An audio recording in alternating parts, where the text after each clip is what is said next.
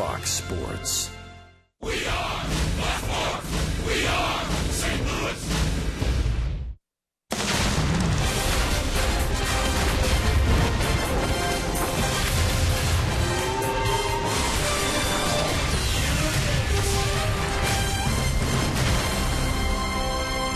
This is St. Louis Cardinals baseball, and tonight from Busch Stadium in downtown St. Louis. The homestand continues, big crowd expected. Game number 2, the Washington Nationals and the St. Louis Cardinals. Matt Carpenter, the month of August, with 7 home runs. He's at the top of the lineup tonight for Mike Matheny's club. We go Kia in the driver's seat. And the Cardinals have been remarkable since 2000. Best record, as you see, on September 1st. Those are some great teams. This has been a great team in 2015. That's Tim McCarver. Jim Hayes is here. I'm Dan McLaughlin. How are the Cardinals doing this? They're doing it differently. I think everybody knows the first 4.5 months almost exclusively with pitching. But that has changed over the last couple of weeks. In last night's game, a perfect example. With 2 outs, 6 straight hitters got on base. The Cardinals scored 5 runs and came from behind. And, Tim, the Cardinals have had great depth in their organization with all the injuries. Tonight they'll skip Carlos Martinez. It's Marco Gonzalez from the minor leagues. Gets the call tonight. Game number 2 comes your way next.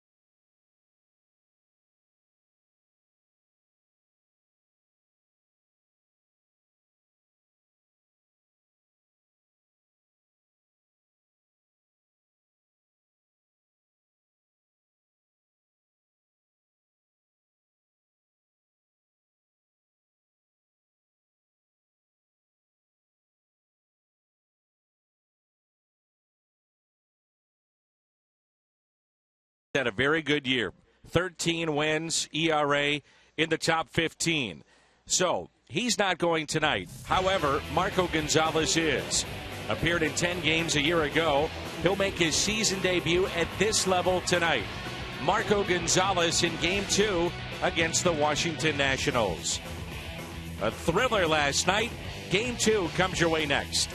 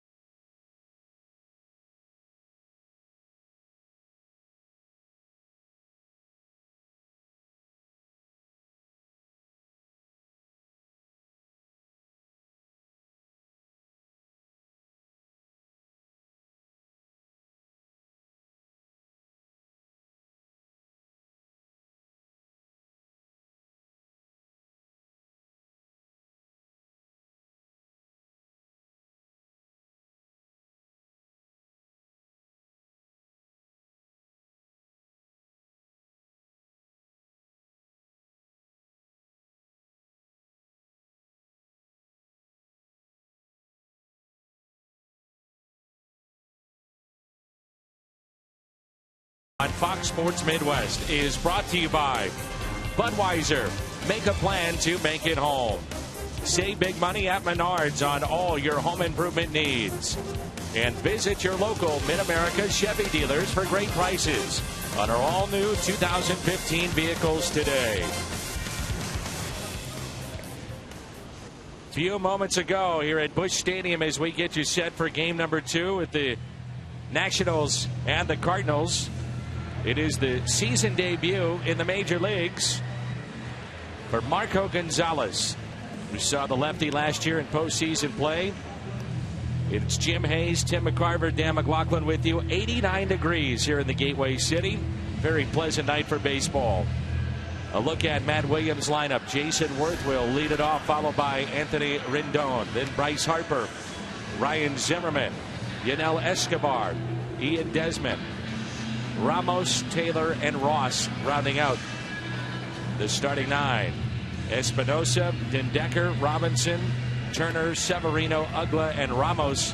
Remember, rosters expand today. The Cardinals have done that as well. They've added Mitch Harris in their bullpen. And from the left side on their bench, Cody Stanley.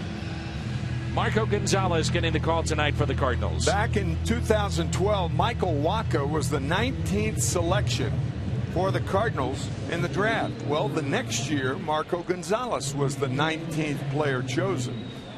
Good changeup, fastball, everything comes off the changeup. And it's rare for a young pitcher to be signed with where his best pitch is a changeup.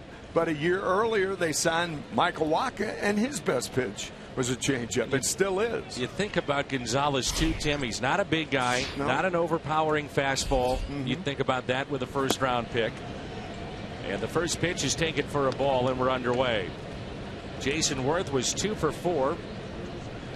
And a walk in his reach base in 14 of his last 15. 1 ball, 1 strike. Yeah, Gonzalez rarely will break 91. But you got to keep right-handers honest by coming inside, even if it's a 90, 91 mile an hour fastball. makes that changeup look better. There's the changeup, and it's popped out on the infield. Now Colton Wong backing up a step or two for the first out. Hyundai pitch arsenal, and as Tim said, it's changeup, changeup, changeup.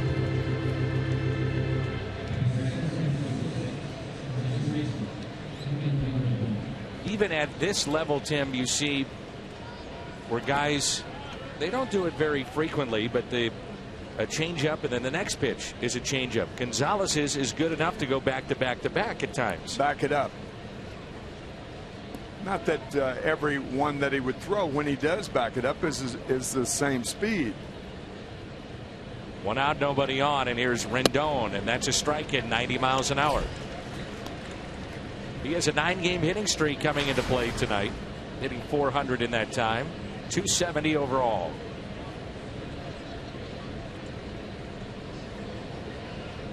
And the 0-1. Marco appeared in 10 games last year for the Cardinals.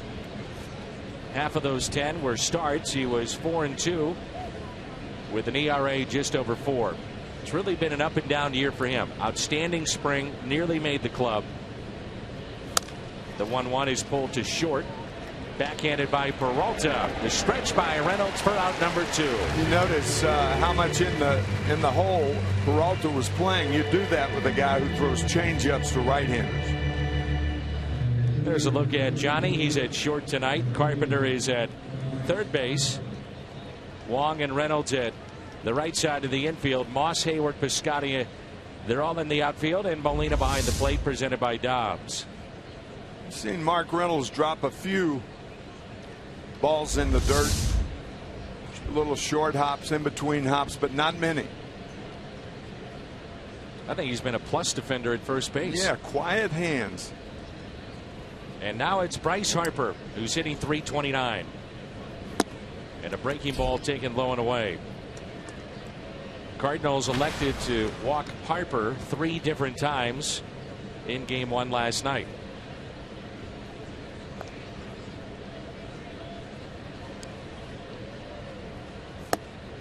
Two balls and no strikes. He has 98 walks, and teams are just pitching around in many ways Bryce Harper. Those 98 walks are more than the next 3, the top 3 combined in the lineup for the Nationals. 3-0.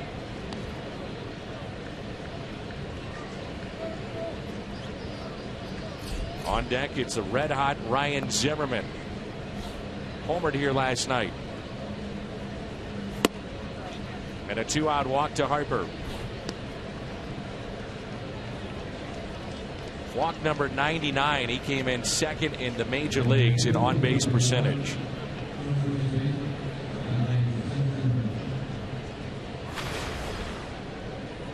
Maybe a bit surprising. Zimmerman only hitting .213 against left-handed pitching this year. You see that occasionally, and it surprises you. Right-handed batters against left-handed pitchers. You rarely see that with a left-handed batter against a right-hander. And the first pitch hit sharply to Wong. Thought about going to second. Tosses to Reynolds at first. Nationals strand a runner. Cardinals coming up in the home half. And there's no score.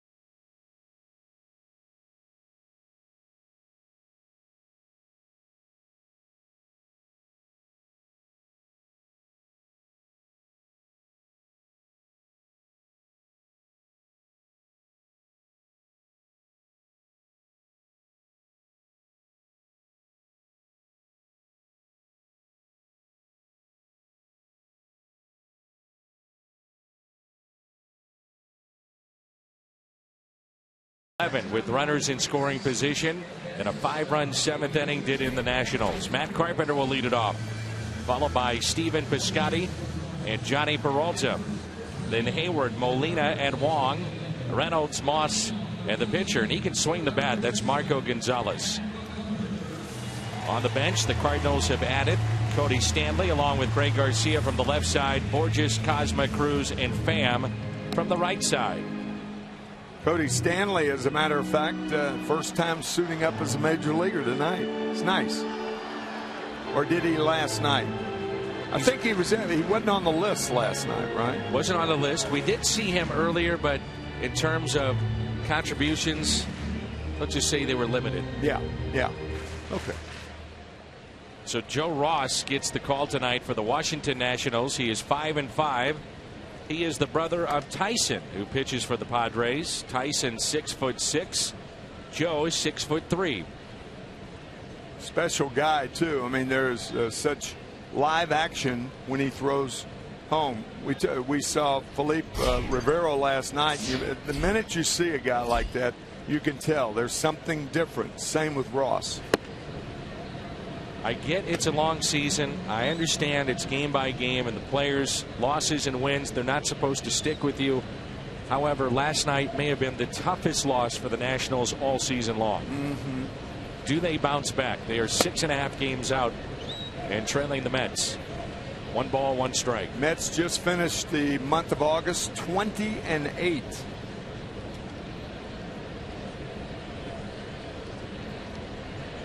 Big gap in right center field. Harper is very deep. And Carpenter pops it foul and out of play.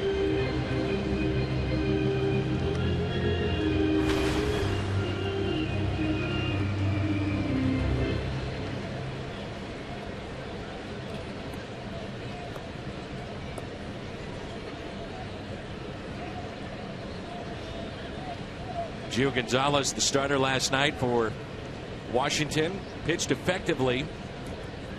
Bullpen gave it up. 2-2.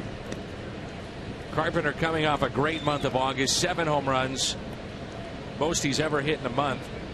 17 RBIs, second most he's ever had. He had 19 a couple of years ago in July. The 2-2 is pulled foul.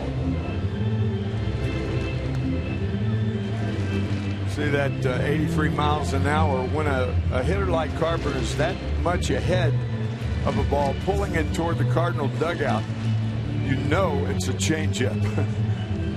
There's no way for any major league hitter to get that far in front of a pitch if it's a fastball.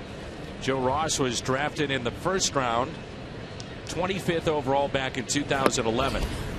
By San Diego out of Bishop O'Dowd High School in California. Oakland. And he came with Trey Turner from San Diego. It's 2 very good prospects the Padres gave up on. Trey Turner, they think, is the shortstop of the future. A 3-2 pitch. Hit out of play.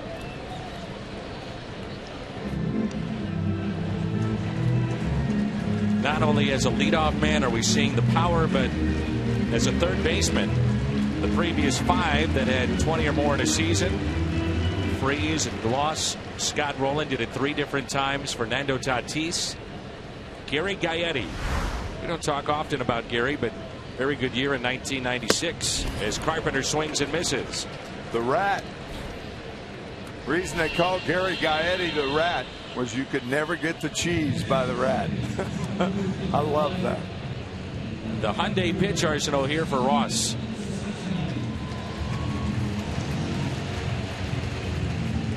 Four-seam fastball and a sinker. The sinker used in double play situations. Threw 1 changeup to Carpenter. Here's Steven Piscotty hitting .336. That 7th inning for the Cardinals, they had 5 2-out runs that they scored. Peralta and Piscotty both were down to their final strike in their at-bats. As Steven taps it foul, and it's no balls and 2 strikes. There were 6 successive hitters that reached base. The Cardinals sent 10 to the plate, and it wound up being their 33rd come from behind win this year.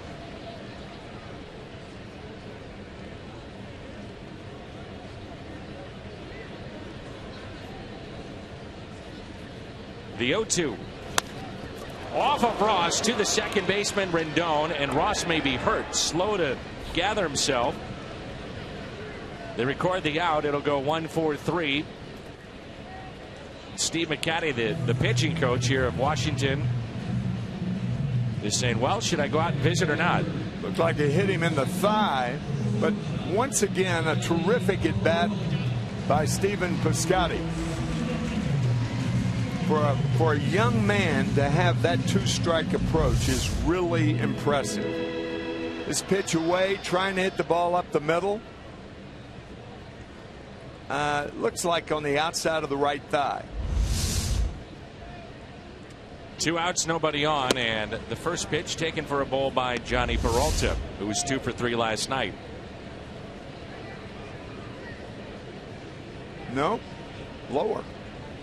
Maybe the knee, part of the thigh. 1-0 pitch, pulled foul.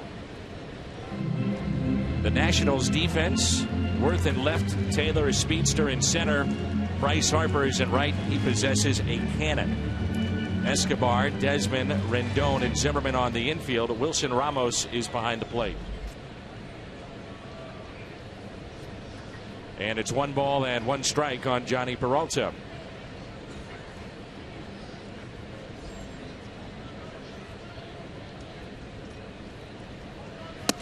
One and 2.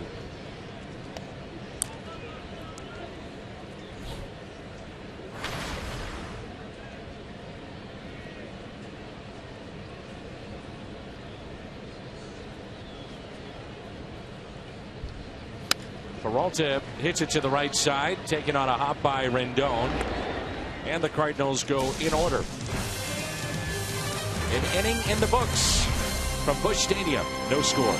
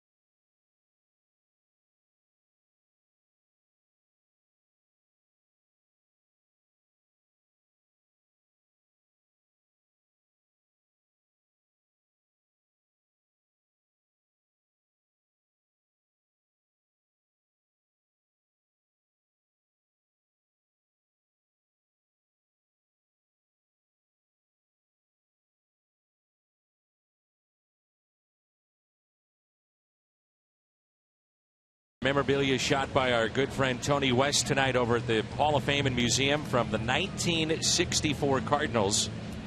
Remember that 64 team, and there's the 67 pin, but the 64 team, the Phillies had a 6.5 game lead with 12 to go.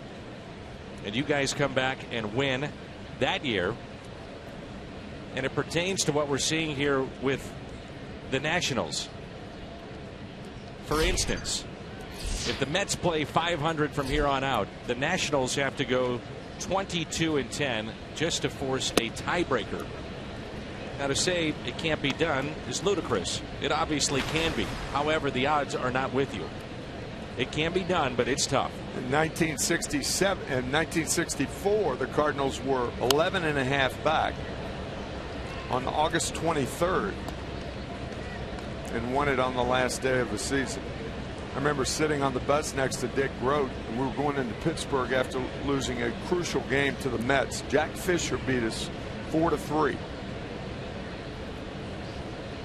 0-2 to Escobar, hit out of play. And Dick said, here's how we can win this thing. At the time, we had 11 games left to play.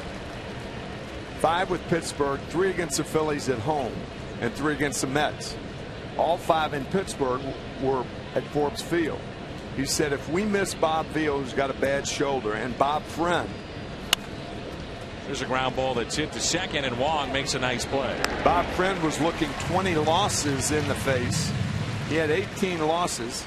Dick said he's too proud a man. He does not want, so he may bail during the 5 days. And Dick lived in Pittsburgh, played with Pittsburgh, the MVP for the Pirates in 1960. So he knew that team backwards and forwards.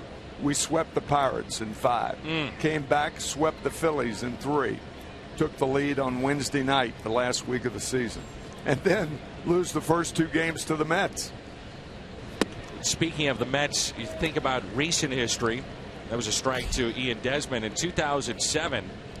They also had a historic collapse. The Mets had a 7-game lead with 17 to play and lost that year after that dramatic win by the Cardinals in the 2006 National League Championship Series. That was a dreadful 3 years for the Mets. 2006, 7, and 8. 8 was a collapse too. Yeah. Not quite as bad, but still it was bad.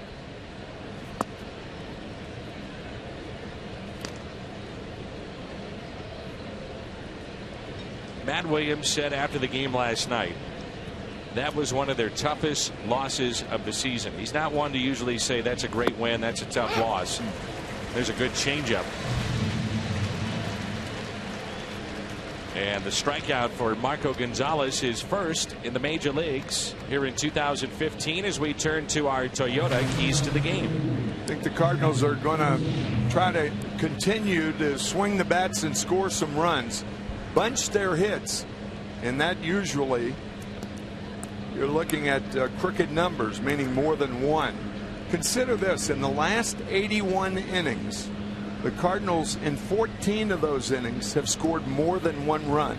At no other time this year have they done that through any 81 inning stretch. So it's good news for Mike Matheny getting into September and getting toward the playoffs. I think back to last year's playoff run by the Cardinals, and a team that did not hit home runs all year, and all of a sudden they start to hit home runs. Yeah. This team all of a sudden coming alive with their offense. 0-1 pitch to Wilson Ramos. Now it's 0-2. Good to see Gonzalez throwing strikes. That had been an issue in the minor leagues this year. He had 17 starts in the minor leagues. 1-4 with an ERA over 5.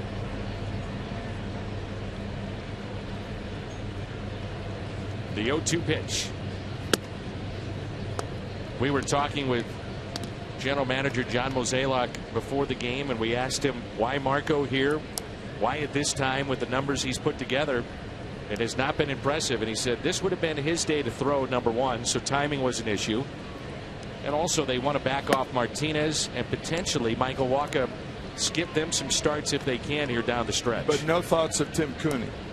Tim Cooney will be shut down once the season is over. He had appendectomy, and so when he was set aside trying to come back from that, his innings, his stamina were down, and they didn't want to push it. Yeah, makes sense.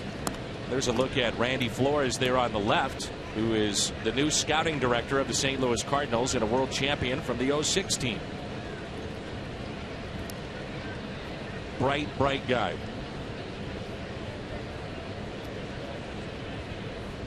Two balls, 2 strikes. Mo also telling us that Randy takes a different road to this level to become the scouting director, but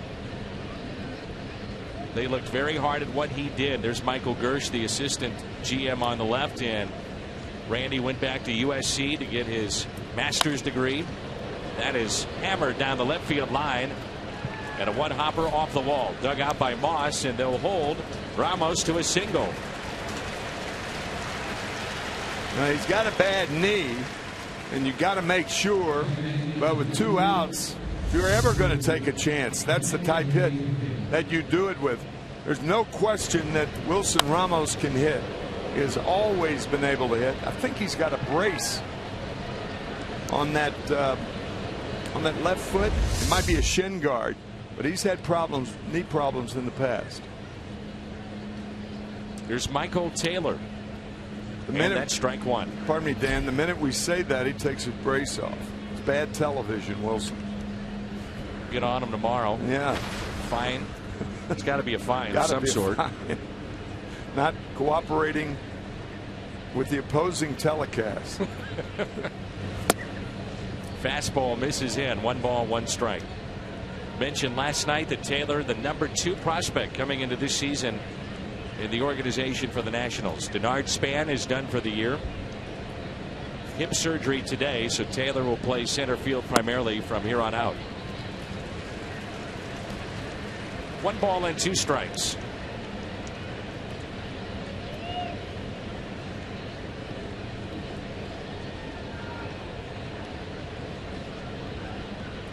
Does he go with the changeup here? He does, and it's pounded into the ground. Force play at second, and Marco Gonzalez is through 2. No score from Busch Stadium.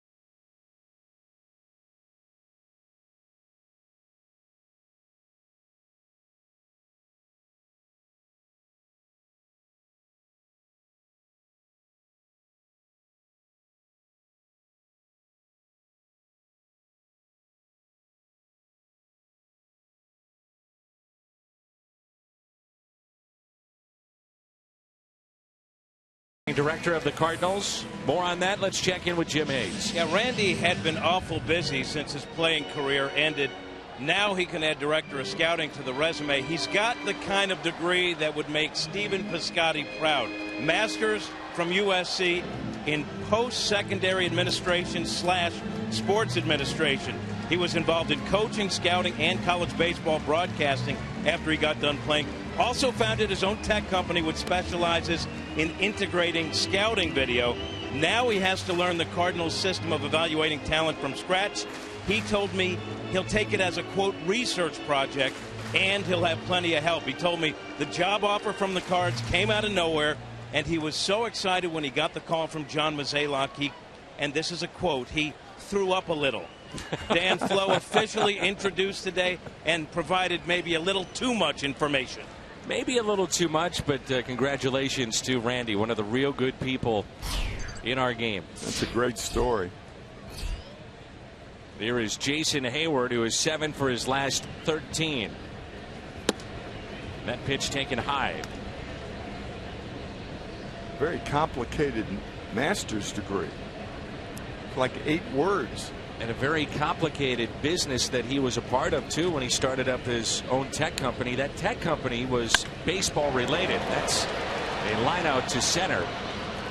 Essentially what he did, Tim, was set up cameras and video for scouts or colleges to take a look at players from across the country, Cape Cod League, up in Alaska, wherever you may be. But a chance for these players to be seen if those that scout them or recruit them couldn't get there because of budgetary reasons. And theretofore, that service did not exist, right? Small ones, but not to this level. I see. And so he had been in contact with all major league teams and with Mo for the last couple of years.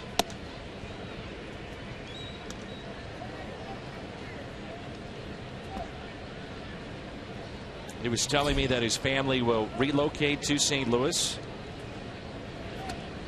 after the Christmas holiday, so he'll be here from here on out, but the family will come after Christmas. He's got a couple of little kids in school and live here in St. Louis. Good for Andy. 2 balls, no strikes on Yadier Molina at 21 RBIs in the month of August.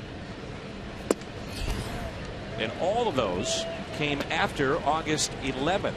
All 21.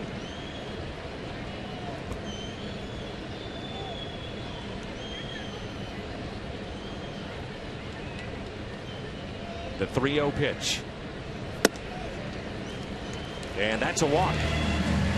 So the Cardinals have their first base runner of the night.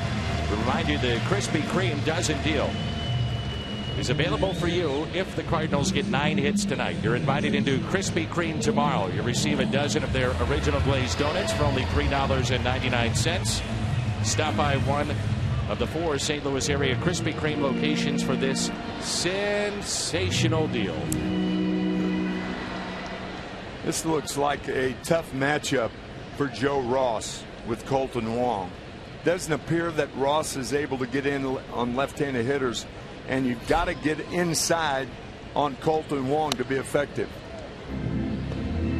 You were pointing this out last year with the stance of Colt Wong and where he holds his hands. He's susceptible to that inside pitch. Yeah, I think he'll change that stance sooner or later. Because when you're young, you can get away with a stance like that. But when you're older, you know, the hands need to come up a little bit more. That's what a hitch is, bringing your hands from down to up, back to the hitting area. What about you notice you can always tell a hitter's foul balls, but you notice how many foul balls go off to the left. That's a sign that a hitter, even a young quick hitter with quick hands, is not getting around on the ball. You rarely see Colton Wong pulling balls down the right field line. Not right now, we're not. And I'm just wondering, and it leads into my question, just this point in the season, late, you know, you're getting tired, you're closing in on 500 at bats. Those probably kind of not the time to do it. But not change your stance, but maybe, you know, for instance, Stan the Man would go with a lighter bat. I don't think so. And you know, if he gets a bat that's an ounce or 2 lighter, that's fine. Nothing major. The 1-2 lines it to second base, and Molina back to the bag at first.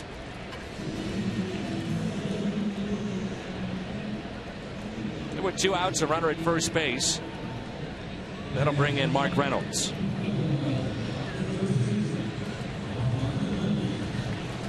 Reynolds, an 8-game hitting streak, had a couple of hits last night.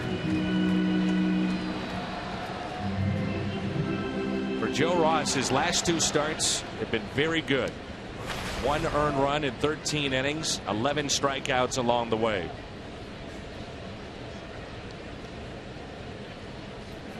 Garrett Cole has allowed 4 runs tonight in the first against Milwaukee. The Brewers lead that ball game 4-0. We'll keep an eye on The Brewers, the Cubs, the Mets. A great matchup coming up later tonight in Los Angeles. Madison Bumgarner and Zach Greinke. 2 balls and no strikes. So looking ahead to this weekend when the Pirates come to town Friday, Saturday, and Sunday, I guess the Cardinals get Garrett Cole, the best starter for the Pirates, on Sunday. Again, we talked about it a lot last night. Harper is as deep as you can play in right field. And we know that Bryce Harper, like all outfielders, comes in better than he goes back, but that is an extended depth in right field. 2-1.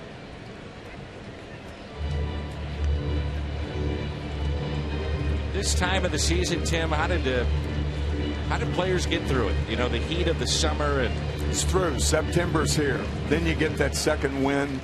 It starts tonight, doesn't it? Yeah, it does. It does. Even though the temperature may be the same, but it's a different outlook. It's September. September baseball. How much fun is that? The 2-1. 3-1 with Brandon Moss, the batter for the Cardinals, on deck. The Cardinals, to further Tim's point about the offense, they have won 8 of 9, hitting .290 in this stretch and averaging 6 runs a game.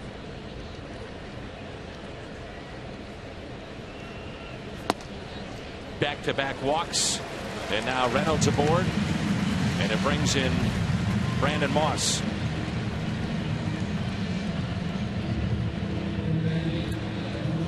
Brandon Moss with a 5-game hitting streak, and we were talking before the game, he's looking more comfortable at the plate. Last 4 or 5 games, some key hits, a couple of home runs, a triple. We talked about it last night. That was on Saturday in San Francisco.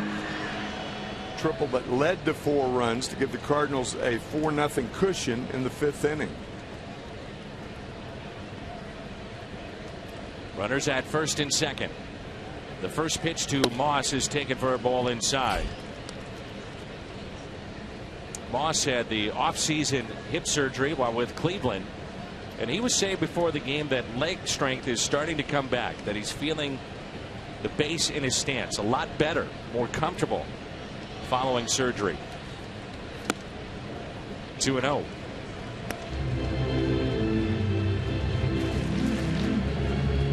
Experienced hitter like Brandon looking inside for your long ball right here.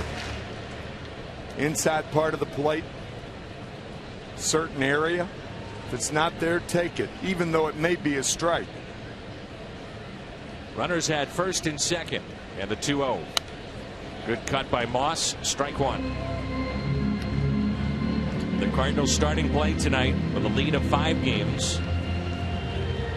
In the National League East, Washington 6.5 back of the New York Mets. LA 4.5 in front of San Francisco. That all-important game coming up later tonight.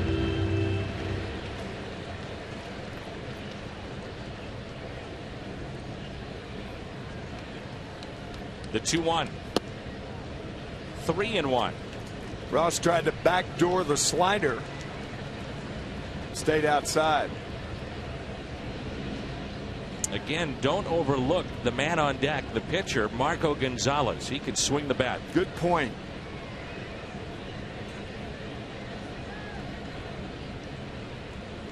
The 3-1 to Moss.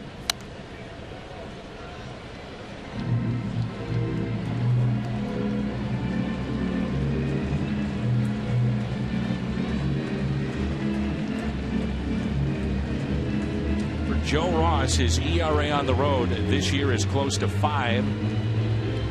At home at Nationals Park, it's under 2.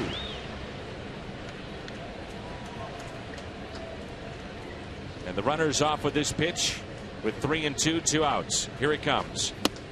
Strikeout of Moss. Second strikeout. We played 2 and there's no score.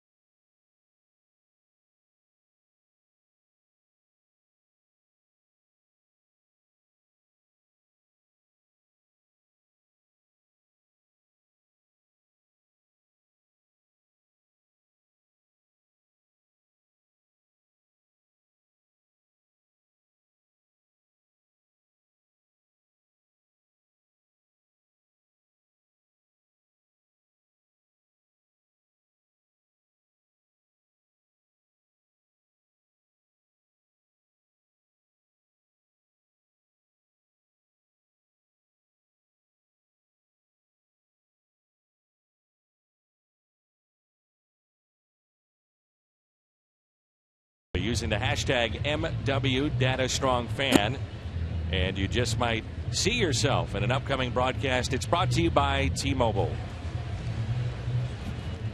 It is a Budweiser bash, and there's a look at Vince Coleman, who is in town tonight. See Vince at the fantasy camps. He's been working with the minor leaguers, the Chicago White Sox, and base running. Throughout our ceremonial first pitch, Vince Coleman back in town. Suffered the tarp injury in 1985 as the Cardinals were working out. They'd already won the pennant, going to face Kansas City, and Tito Landrum replaced him and did a very good job too in the process. The dreaded tarp. Got to Vince Coleman. Yep. Joe Ross, and then the top of the lineup here for the Washington Nationals. Ross hitting .080, and the first pitch taken for his strike. Talked about Marco's dad, Frank, last night. He himself a left-handed pitcher, a 16th round pick by the Tigers out of Colorado State back in 1989. Spent 11 years in the minor leagues, and now a coach, part-time scout with the Colorado Rockies, the team that originally drafted Gonzalez. Marco did not sign, obviously, went to Gonzaga. And the 0-2. It's a changeup again. Gonzaga is in Spokane, right? And a decorated high school athlete, Marco Gonzalez, winning pitcher in the state title game all 4 years. Always involved in the basketball playoffs too. Gonzaga usually in the last 8, 16. That's fought off. A little flare to shallow right for a base hit. So the leadoff man is aboard. The second hit allowed by Marco Gonzalez. College football, it's back, in Fox Sports 1 as the game everyone's been waiting for. Jim Harbaugh makes his Michigan coaching debut. The Wolverines take on the Utah Utes. Season's biggest opener and only place you can see it, Fox Sports 1. Streaming live on Fox Sports Go. Coverage begins Thursday at 6. Sponsored by Geico. Marco attended Rocky Mountain High School in Fort Collins, Colorado. 3 times he was All-State and the Colorado Player of the Year as a senior.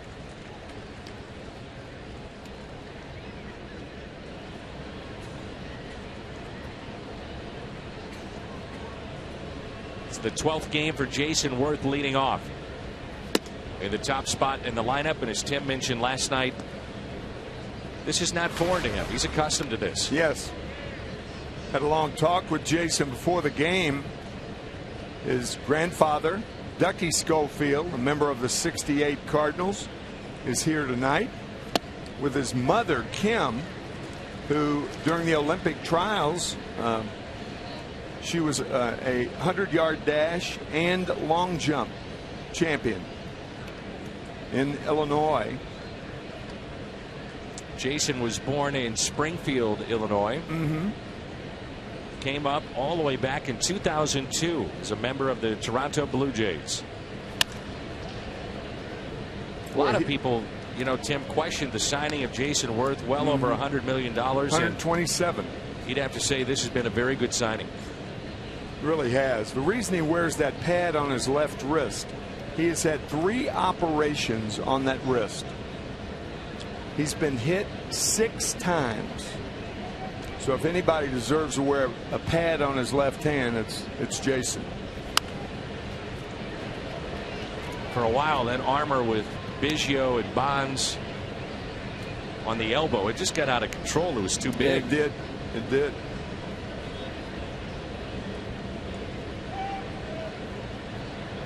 They have a couple of players that have been hit a lot on the wrist and the hands. Worth here and Yunel Escobar. Reaches out for it. That's a base hit into left field. Moss was playing deep, but stopping at second base, the pitcher, Joe Ross. It's one of those hits because of your height. It's reaching those long arms out over the plate. That ball was Actually, a ball off the plate away. Worth turned it to a hit. So Gonzalez now in a little bit of a jam here in the third inning. Runners at first and second. Nobody out. Anthony Rendon grounded out to short his first time up. Think about the changeup. These right-handed batters hitting it into the ground and getting a double play as Rendon trying to bunt his way on, and that's strike one. That was a drag bunt, actually a push bunt toward the first base side. I don't think I like that play. Do you? No. I mean, you got a number 2 hitter. At all. You got a left-handed hitter in Bryce Harper on deck. So he walked his first time up. You're going to pitch around him. Hope for a double play with Zimmerman. You may not get it, but in the middle innings, if you're in the late innings, maybe. Not in the middle innings.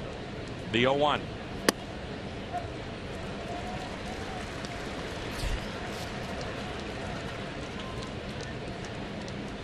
Here's a guy that had 21 home runs last year. Yeah. 39 doubles. Yeah. Got the nickname because of the doubles of Tony Two Bag. Tony Two Bag. When your nickname is Tony Two Bag, you don't bunt. 0-2 pitch. On its way. Taken inside and low. Rendon has dealt with a knee injury for the better part of this season. Matt Williams has had his projected everyday lineup coming out of spring training in terms of the health of their club twice, and that was last week. That's it. Here's a 1-2.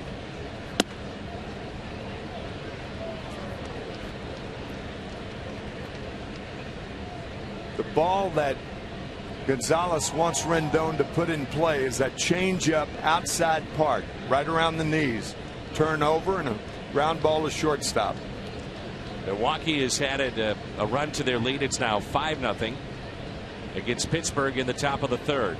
The 2-2 popped up and out of play. That's one thing Marco should break the habit of right there. He said yes, and then he said yes. When you do that, a hitter knows it's going to be a fastball because the only pitch you locate is the fastball. All the other pitches are implied. So if you shake your head twice, then it's going to be a fastball, and big league hitters figure those things out. The 2-2. I only saw one nod there, and then I saw a changeup. What that shaking your head twice means is, yes, I want the fastball. Yes, I want it there. All other pitches are implied. Harper on deck. The 3-2 pitch with 2 runners on. Here she comes. That's driven into right center field in trouble. The Nationals get on the board. One hops off the wall. One run is in. Here comes Jason Worth. Relay to the plate is not in time.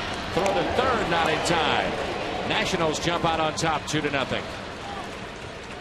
That's why you want him to swing the bat. Yeah, I think Colton Wong got help from Johnny Peralta, but maybe he couldn't hear him. And you're exactly right. That's why you do not want him bunting right there. Jason Worth airing it out from first to home. No play on him, and the throw home allowed Rendon to get to third.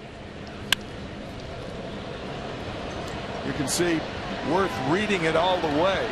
He had it zeroed in, scores rather easily, even though the throw came home, and Rendon, who had stopped at second base, went to third. Infield is drawn in, brings in Bryce Harper. Coming into play, Gonzalez had faced 32 lefties in his young major league career. They'd hit just 143 against him. I just wonder if his future is best served because the curveball, which he has not gone with very often, even in this game, it's a developing pitch. Is he better off in the bullpen with a good changeup and the fastball? I don't know. 2-0 here on Harper. May pitch around him.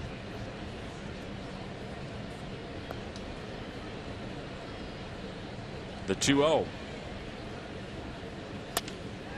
And a fly ball into center field. Hayward in a position to throw. Makes the catch. Throw to the plate. Not in time. And it's 3-0 Washington. The RBI number 78 for Bryce Harper. 3-zip Nats.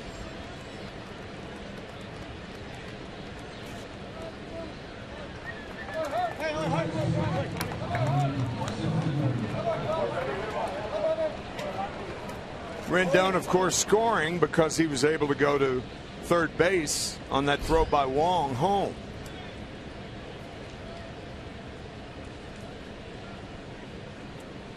Base is empty, 1 out. Ryan Zimmerman.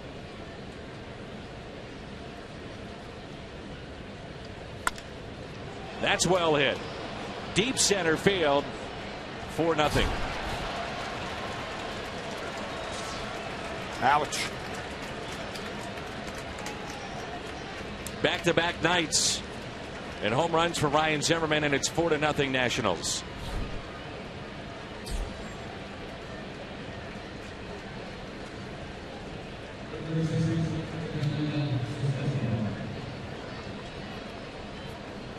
Now, that is the one thing, as this ball is really scalded. I mean, this is a line drive to center, not a fly ball.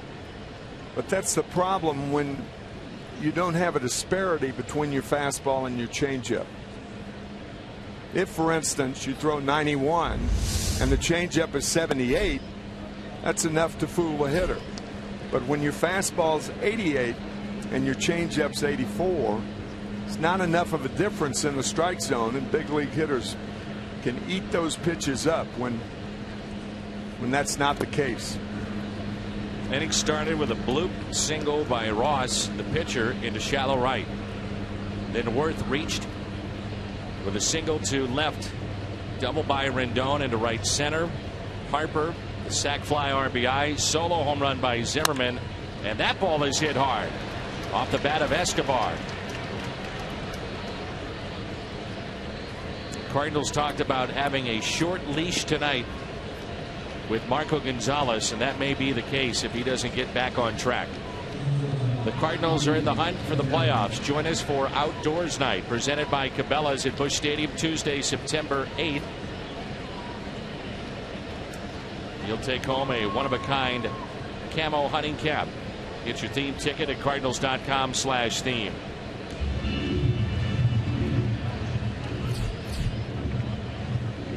Five hits in the inning. Villanueva is up and throwing.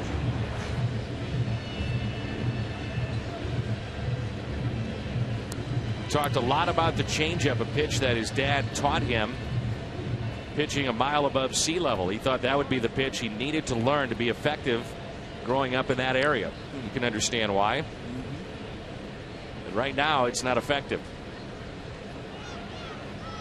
1 out, runner at first, short lead. Here's Ian Desmond. Ball 1.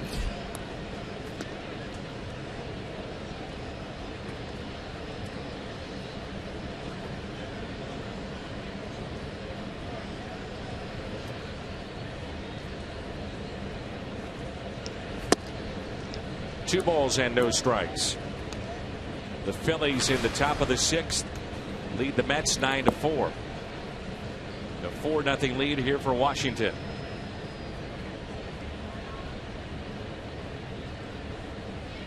The 2-0.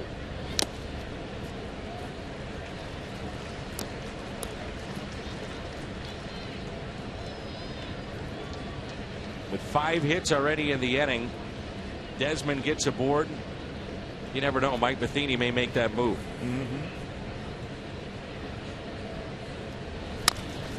Ground ball right side. Wong to second, out there, back to first, and safe.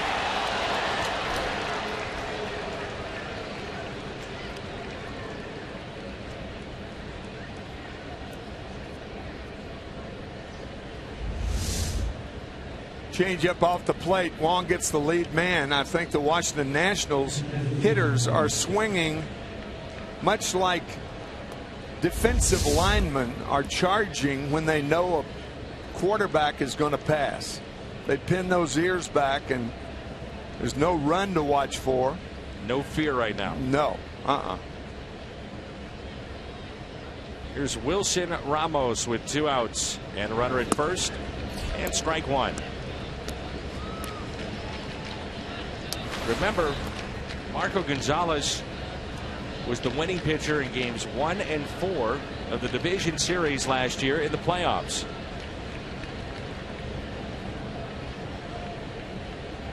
Started at Palm Beach last year, went a combined 13-7 all the way to the big leagues. No balls, 2 strikes.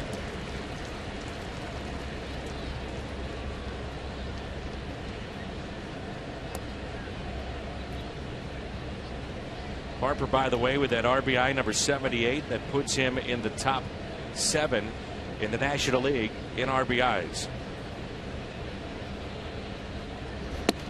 Fastball taken out and away. 1 ball and 2 strikes.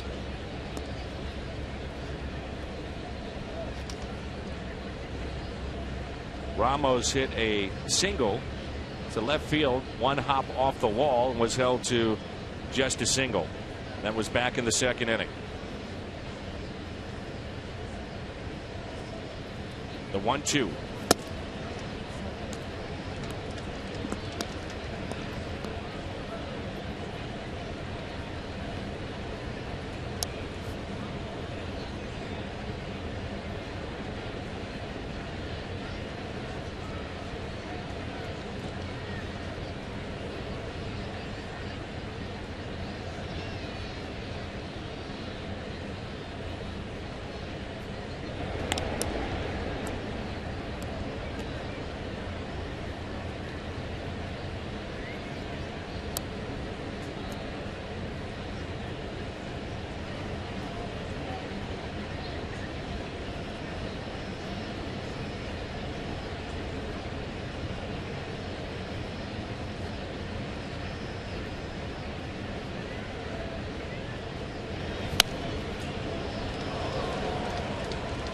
Two balls, 2 strikes.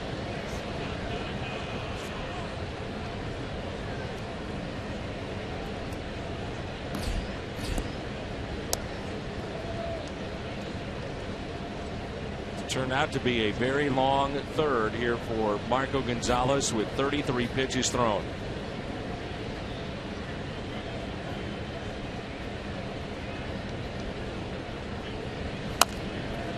Tap foul. Good curveball there.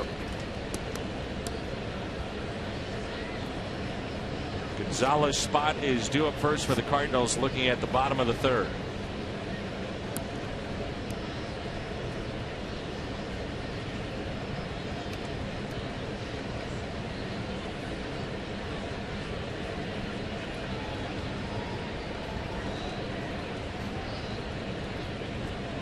The 2-2. Check swing. A foul ball. I guess that hit Ramos, right? It had to. Didn't look like it did. I'm in agreement with you because I'm watching that bounce in front of the plate and I'm thinking, go get it. Yeah.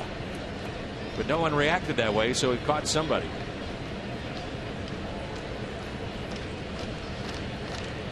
And the 2-2. Runner goes. Base hit into right.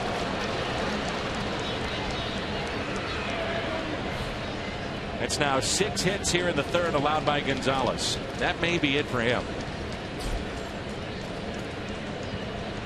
Tough outing for Marco.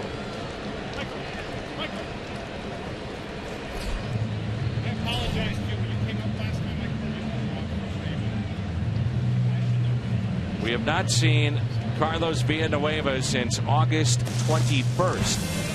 So Chevy called to the pen. That'll be it for Marco Gonzalez.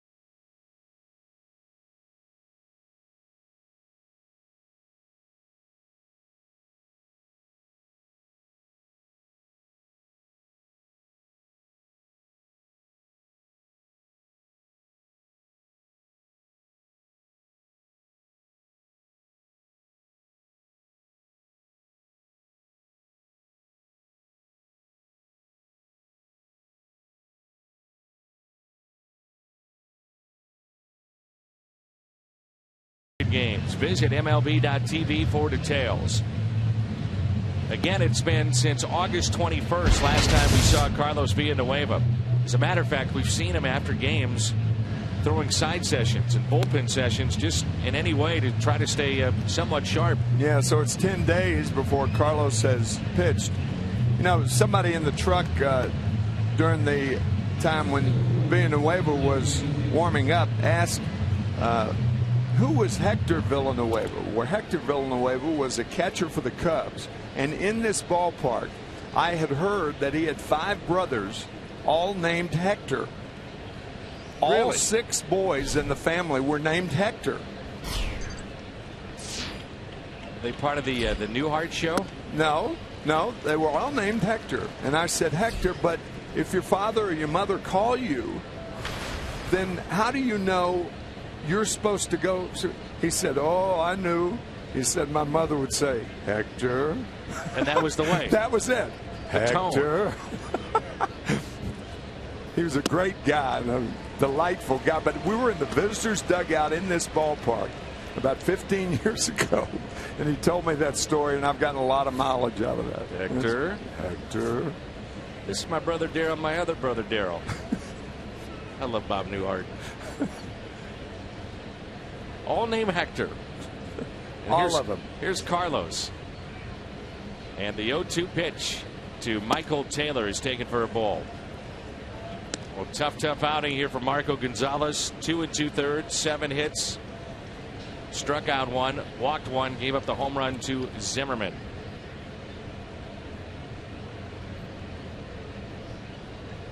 Runners at first and third.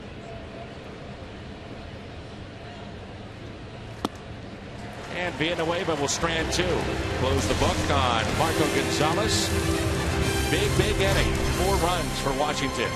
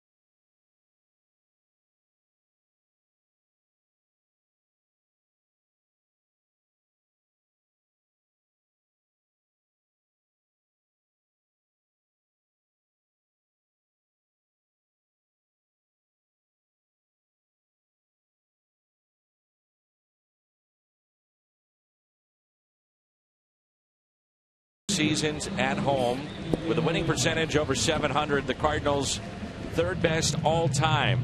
Winning percentage 712. Only 19 losses this year at home. An incredible mark for the Cardinals. By the way, the highest ratings we've ever had on Fox Sports Midwest for a month we just completed. That was in the month of August. The highest rated full month of Cardinals baseball ever on Fox Sports Midwest. So thank you to the fans. This being our 22nd season of bringing you Cardinals baseball. Boy, that's great. So Villanueva, how far can he go here tonight? But in September, Tim, you shouldn't feel like you're backed in a corner with reinforcements. Mitch Harris is here tonight. There's That's more right. on the way. That's right.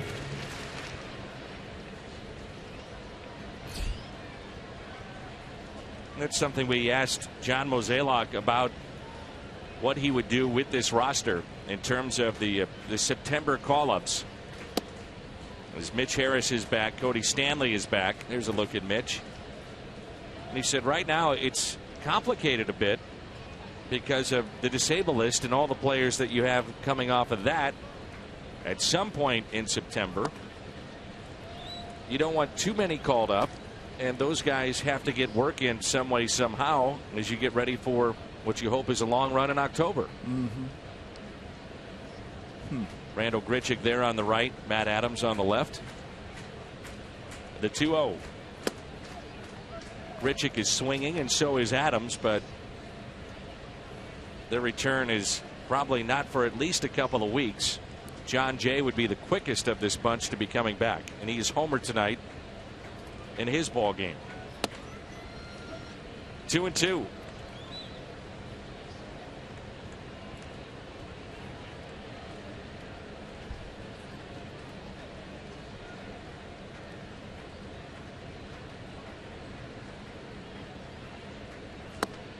A strikeout of Villanueva, and Ross has his third strikeout tonight.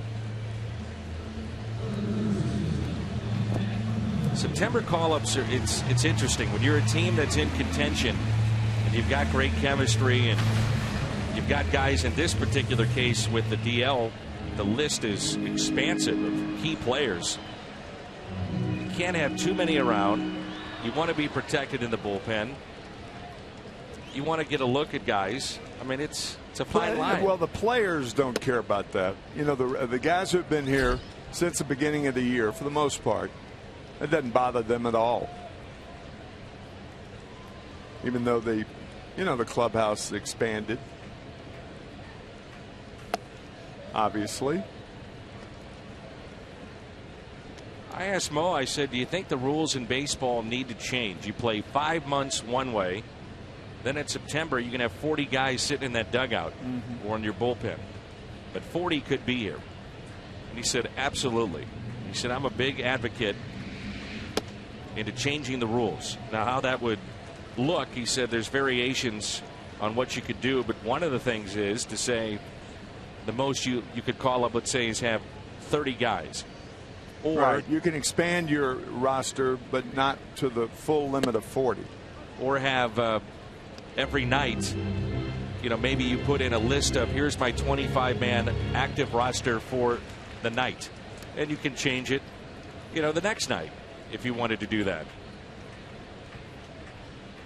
But then you're going to have some idle players. I don't know how that's going to work. You're going to have a lot of idle players who are just working out, not on the roster, so they're not going to be playing, right? I would think that could lead to injuries, hamstring pulls, and stuff like that. 3-2 pitch to Carpenter, and he draws a walk. That already is the third walk issued by Ross, and that's one way the Cardinals get back in this game. Yeah, players have a line for that. They have a line for everything. It all started so innocently. Just go back to the 7th inning of last night. That's right. Was also innocent. No, yeah, especially after the double play. As you said, that hustling down to first base by Brandon Moss, the infield hit, then the double play that erased him, and then the barrage of 2-out hits. 1-out runner at first. Here's Piscotty, who lined it off of Ross. Ball eventually made its way to Rendon at second. They threw him out at first. 0 for 1 tonight.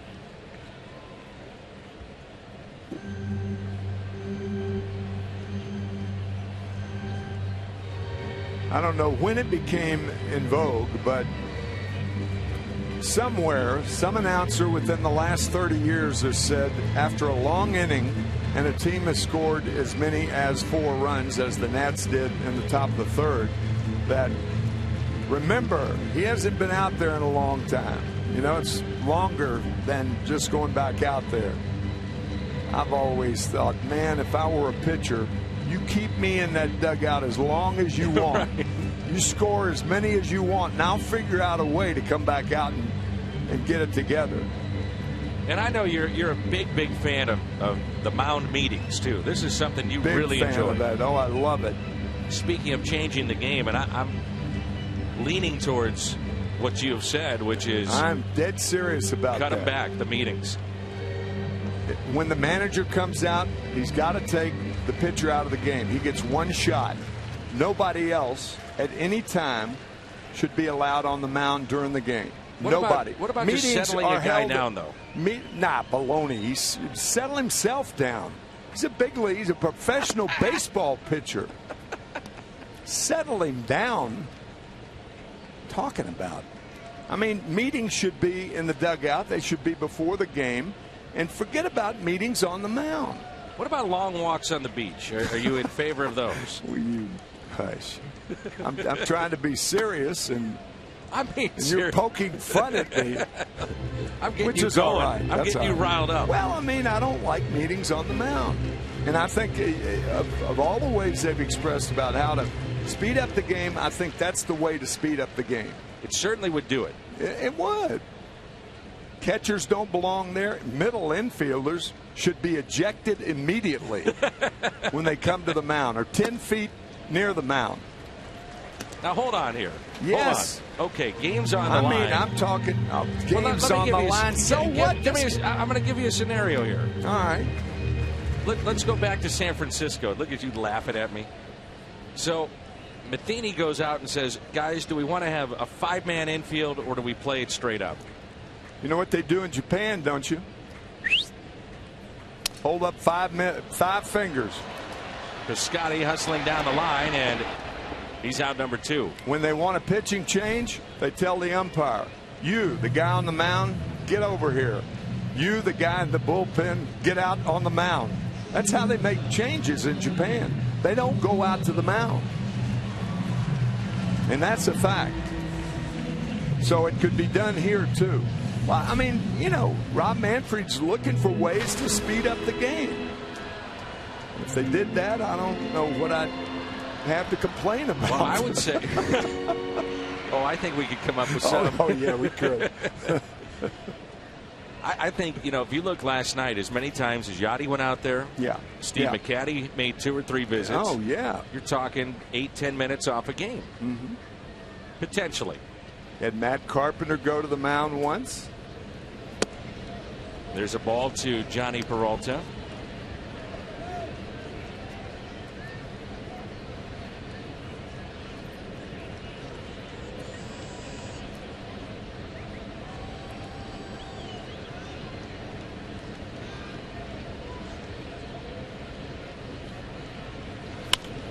Base hit into center field. Carpenter being waved in. He will score. Bobbled by Taylor, and it's 4-1. A 2-out RBI base hit by Peralta. He's up to 60 driven in. And with that, we'll have a meeting on the mound. See, those things don't work. I mean, McCatty goes out there, he talks to him. A little trickler down the first base line, and now a base hit by Johnny Peralta. A 4-1 lead. The way the Cardinals are swinging the bats is nothing. Yeah, the walk the last comes around week and to a score. half. Yeah, that walk always scores. We talked about it last night. Now you get Jason Hayward popping one. The Cardinals right back in it. They're right back in it now with 6 1/3 innings left to play. So 2 outs and a runner at first. Hayward lined out to center. His first time up.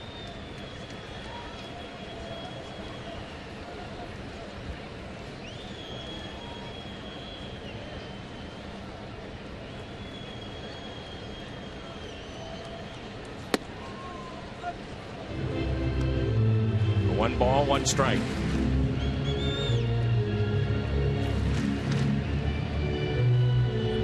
Three walks, 3 strikeouts.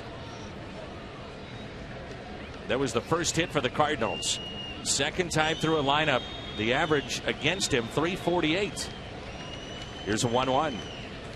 Inside.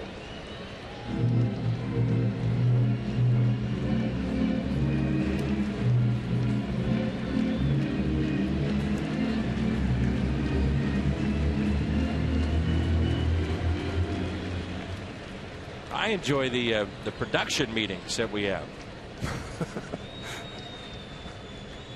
I seem to have missed those over the last 1 3/4 years. Matter of fact, I haven't been to one in 18. I've either been too early or too late.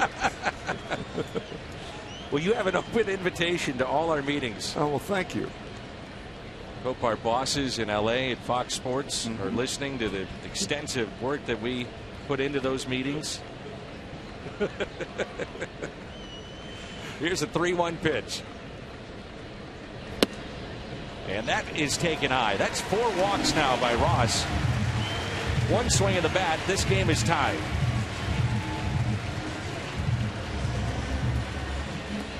Cardinals have now scored 6 straight runs with 2 outs, and they're looking for more. If he goes out to visit with him, somebody better get a straitjacket for Tim. Well, they can't do that No, now. I'm talking about the catcher. Oh, the catcher? Well, he better not do that. It's against the new bylaw. It's against the new bylaws. Is this booth padded? For Do we this have padded game walls only. around here?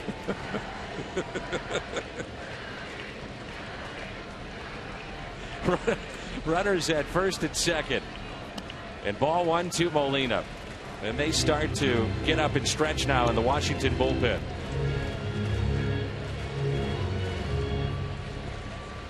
You think about it, you're Matt Williams. You can only go so far with Ross. He continues to walk. Hitter after hitter. 4 already in 3 innings. Here's a 1-0 pitch. 2-0. Uh-oh. All right, I'm done for the night, Tim. Not only that, but he walks out there. We're going to give you a breather. I've never understood that. Give you a breather.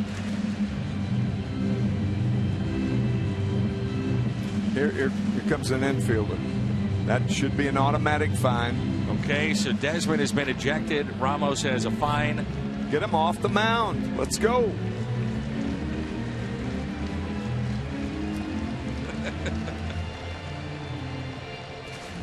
They all those meetings have the same thing. How do you feel? That's the first question. How do you feel? Feel fine. All right, let's go. Relax. Go get him. I mean, he's not thinking that before they got out there. Yeah, that's ball 3. Call me old-fashioned, but sorry. I'm with you, actually. You sound like it. I just like to rile you up. This crowd is riled up now. The 3-0. Bases are loaded for Colton Wong. 3 walks in the inning.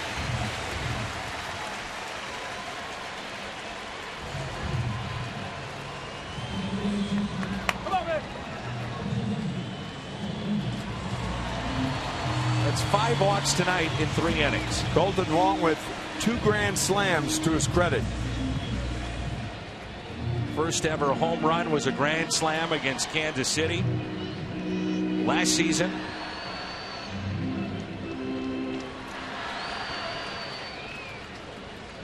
First pitch to Wong with the bases loaded.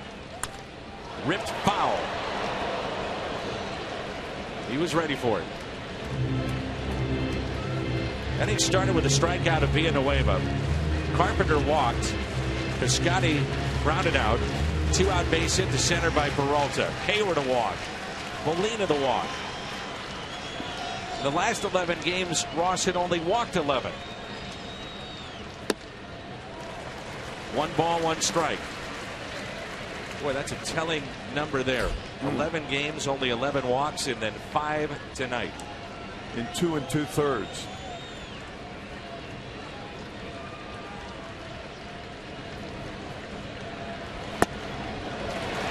Two and 1.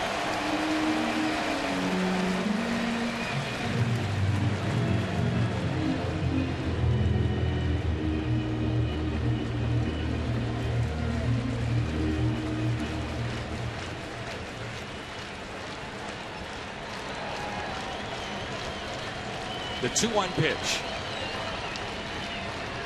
3 and 1. Yeah, he's not even close now. I would think Colton would be taking here.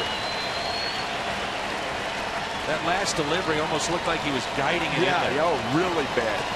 Good observation there.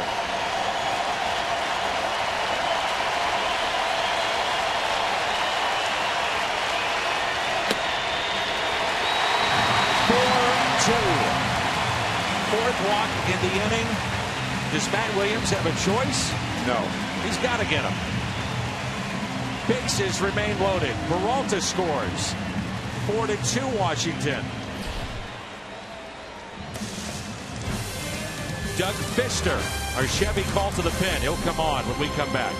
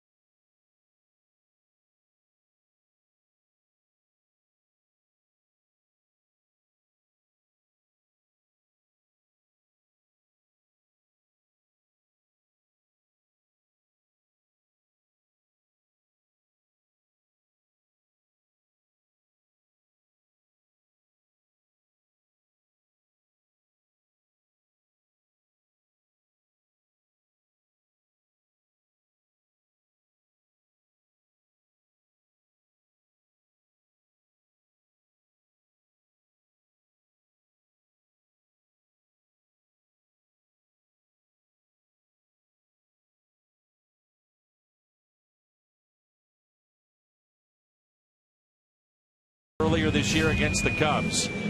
No bat with the bases loaded. The DirecTV NL Central standings. The Cardinals a 5-game lead, and Milwaukee a 5-1 lead in the top of 5 over Pittsburgh. 4-2 here. Bases loaded. 2 outs. Ross walks 6 in the game. 4 in this inning after Washington had jumped out to a 4-0 lead. Joe Ross threw 68 pitches tonight and only 29 strikes. Woeful. First pitch, a strike to Reynolds. Reynolds a walk back in the second inning. Fister has been in the rotation, now coming out of the pen. The 0-1. And Reynolds is hit by the pitch. That makes it 4-3.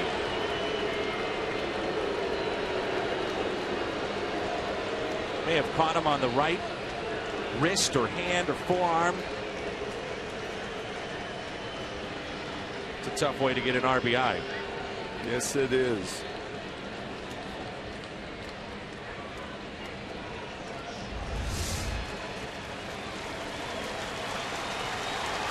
Yeah, right wrist right above that hammock bone, which is right at the base of the palm of the hand. I know this sounds strange, but those gloves do help a little bit.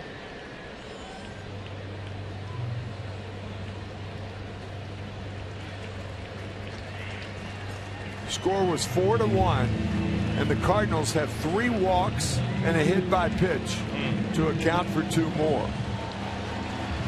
A total of 1 hit tonight. Yeah. And yet 3 runs. 9th man to come to the plate is Brandon Moss. He has the bases loaded. First pitch, strike 1.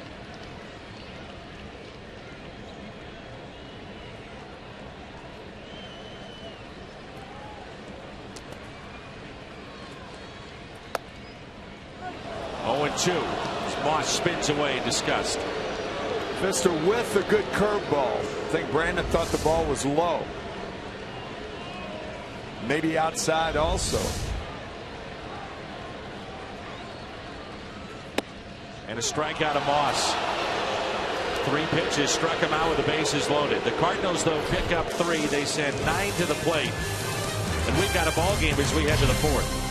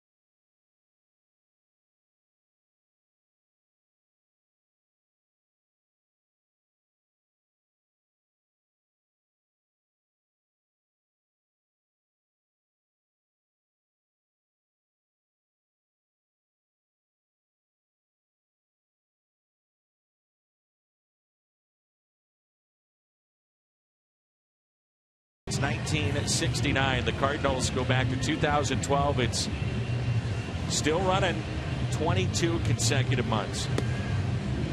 That is hard to do. Hard to do. Amazing.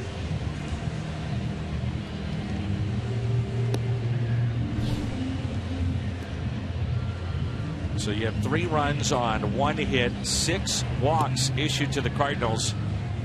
You just wonder if Mike Matheny had given any thought, we were talking about it between the inning, to having somebody else getting loose in case Villanueva, who was on deck, would come up with the bases loaded. Yeah, he made the first out of the inning.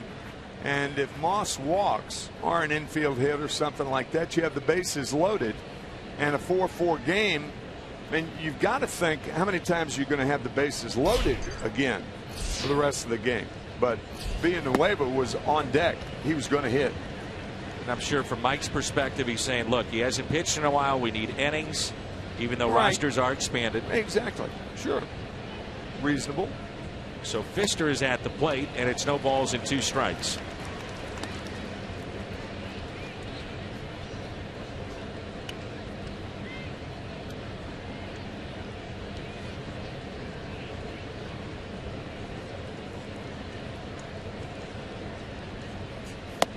A strikeout of Pfister. Carlos Villanueva, our Hyundai pitch arsenal. He'll quick pitch you, different arm angles. Yeah, not a hard thrower by any means. Does not overpower hitters. Little of this, little of that, in and out, up and down. So we've seen 2 hitters and struck out 2.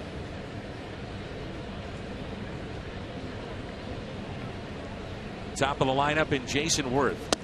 Fastball and a strike. All of a sudden, a little life here at the ballpark. You'd have to think that Segrist is off limits here tonight, maybe even tomorrow, then the off day. There's a line drive into right field and put away by Piscotty. Kevin Segrist has thrown the 5th most pitches among all relievers in the big leagues. He has the most appearances, 11th most batters seen. So coming off the arm injury, he's had quite the workload. Thinking about Kevin Segrist, and there's a meeting on the mound.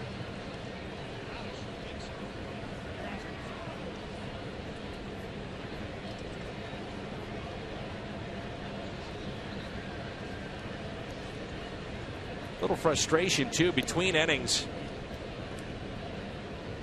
Brandon Moss, 3 pitches in the strikeout, and it looked like at least 2 of them were not strikes called against him. But here we are, 4-3. Now Anthony Rendon. Fastball and a strike. Rendon doubled to right center to score 2 back in the 3rd. Villanueva in relief of Marco Gonzalez. 0-2. Remember last night in the 7th inning, the Nationals scored 3 runs, led the game 5-3. The Cardinals answered with 5 in the bottom. And now they have answered with 3 in the bottom half of the 3rd after falling behind 4-0. The 0-2 pitch in on the hands.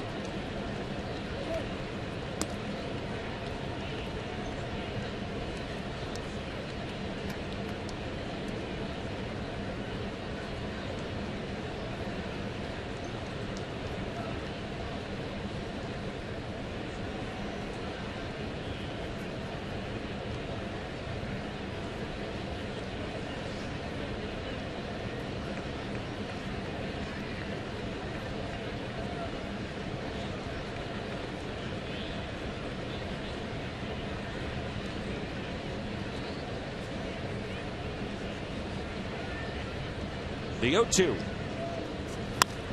popped up into shallow right. Piscotty wants it, and a 1-2-3 for Villanueva. Coming up, home half of the 4th and the top of the lineup for St. Louis.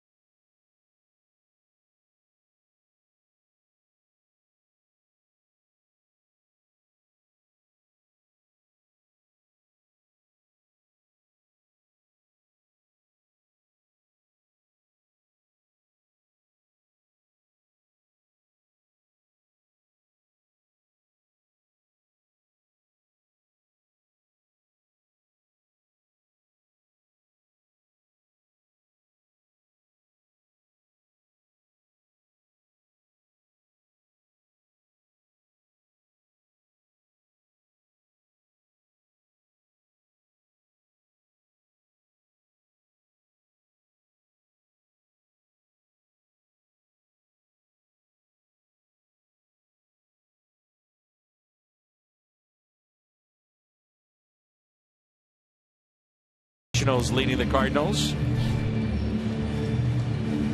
More on the injury front. Let's check in with Jim Hayes. Yeah, let's update Matt Holliday. Matt taking BP with the team for the first time since going on the DL with that quad injury.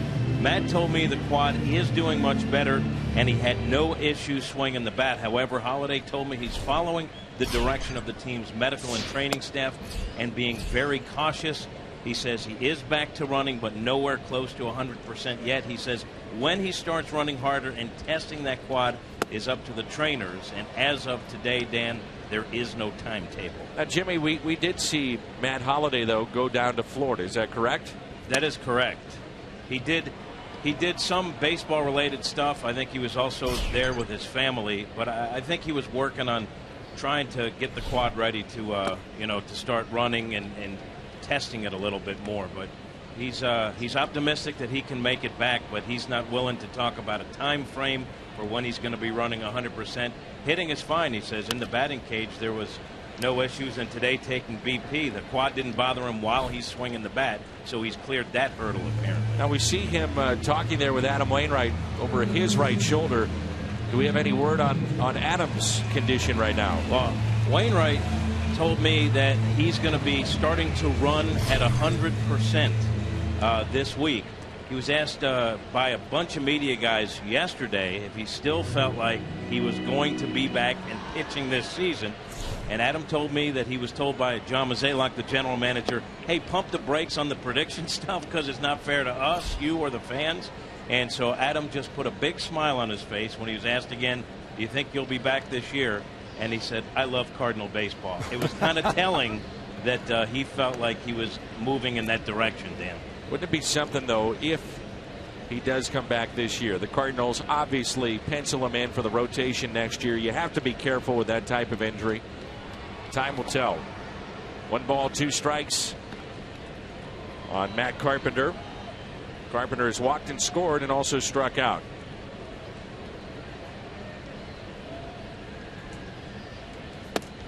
On the inside corner. There's been some issues here from the Cardinals side with this strike zone. That's Pfister with 2 strikes. That tailing fastball coming back over the inside corner.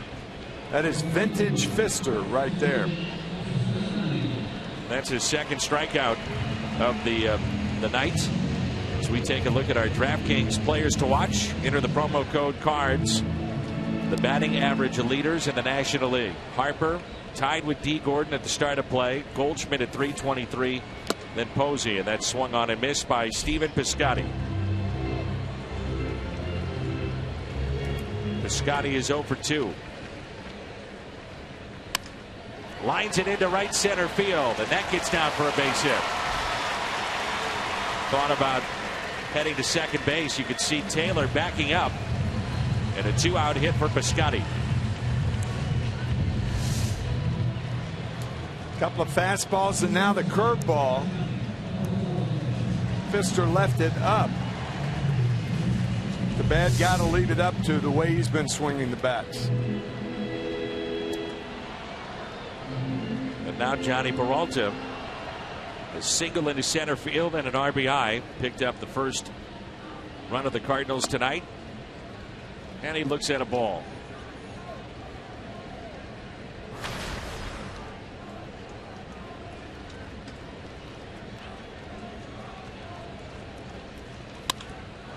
In the air, center field, and Taylor with plenty of room. Coming up for the Nationals, it'll be Harper to lead it off, the 22-year-old. 4-3 Washington.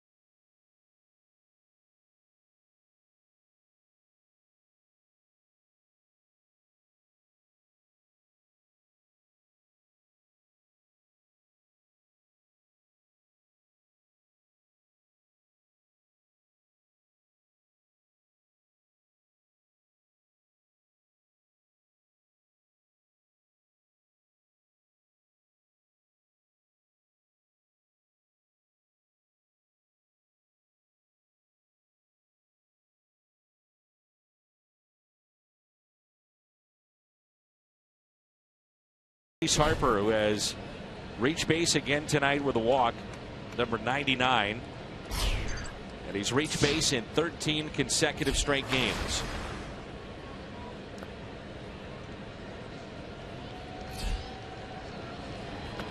And the first pitch is in the dirt and taken for a ball.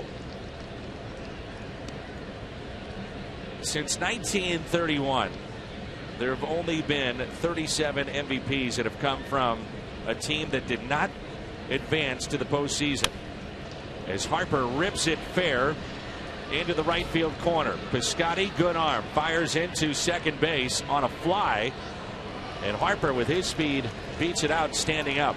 Leadoff double. So to give you an idea of how tough it is to win that MVP award if you're not on a winning team or a team that gets into the playoffs, only 20% of those players that have won it have been on non-contending teams. 167 MVPs since 1931. Here's Piscotty from the outfield fence looking in. Good play. Does everything right, does he not? Yes, he does.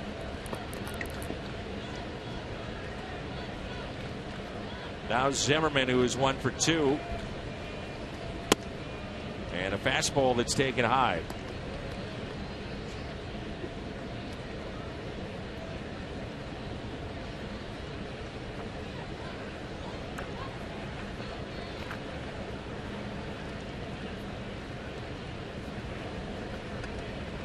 And the 1-0 pitch. Zimmerman with a solo home run to center. Back in the third, his 14th. His 64th driven in. Some hitters like it down, some like it up, some like it inside, outside. Ryan Zimmerman clearly likes to extend his arms. It was 10 years ago today he made his major league debut. Popped up and out of play. 4th overall pick back in 2005. Part of our AT&T U-verse rewind. Arms extended.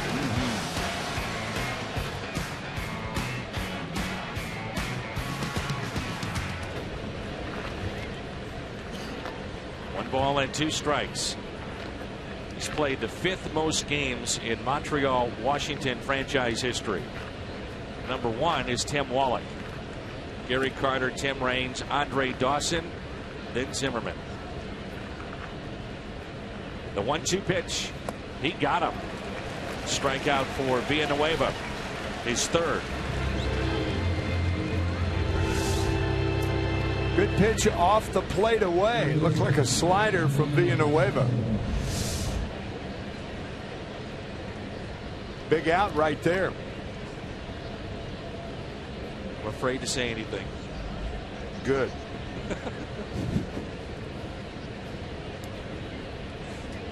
Man at second, and now Yunel Escobar, who is 1 for 2. Grounded out to second, and a single to left field.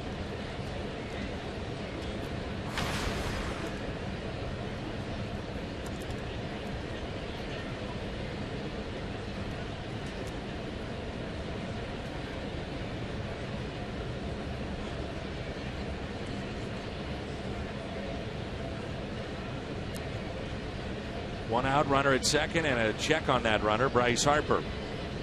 Harper with 6 steals this year. He's been caught 4 times.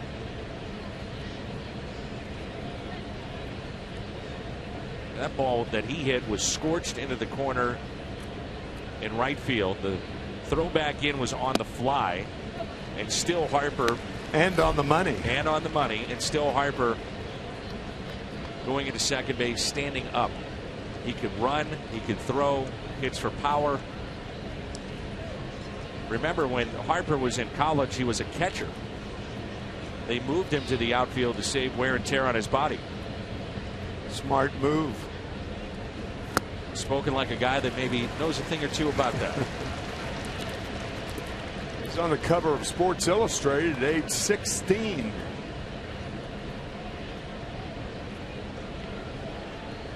Sports Illustrated all their experts, baseball writers and experts, predicted the Nationals to win the East. ESPN, 37 of their 88 polled analysts said the Nats would win the World Series. No other team had 20 votes. Villanueva, back-to-back strikeouts. Sports Illustrated said Cleveland would win the World Series too. Fangraphs, all 38 voters said they'd win the East. And Washington trying to catch the Mets here in September. 4 strikeouts for Villanueva in relief of Marco Gonzalez, who went 2 2/3. Gave up 7 hits, 4 runs, walked 1, struck out 1, and gave up a home run. Ian Desmond is 0 for 2.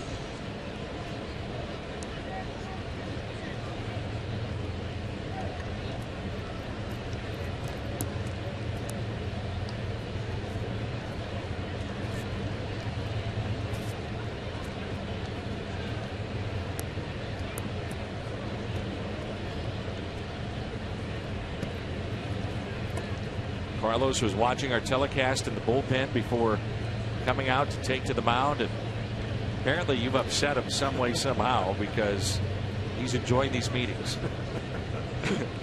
2 outs, runner at second. First pitch taken for a ball. Villanueva really, Tim, has played a vital role on this team. Yes, he has. And done a nice job.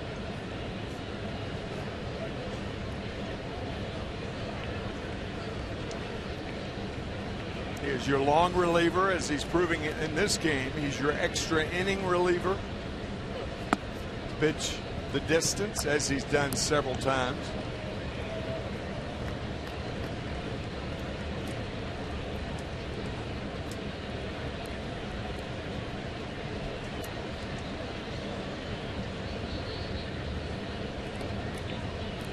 This is just his 30th appearance of the year.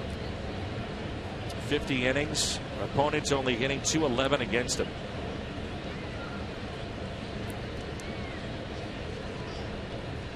Here's a 2-0 pitch on its way.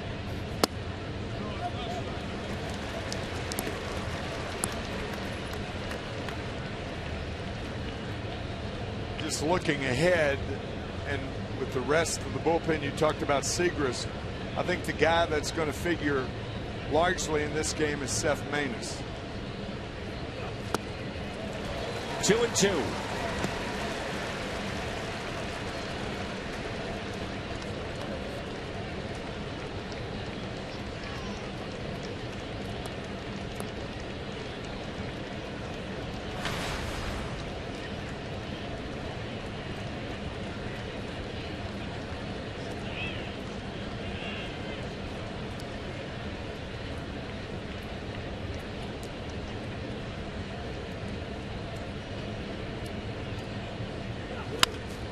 Popped up. Leadoff double by Bryce Harper. Left stranded.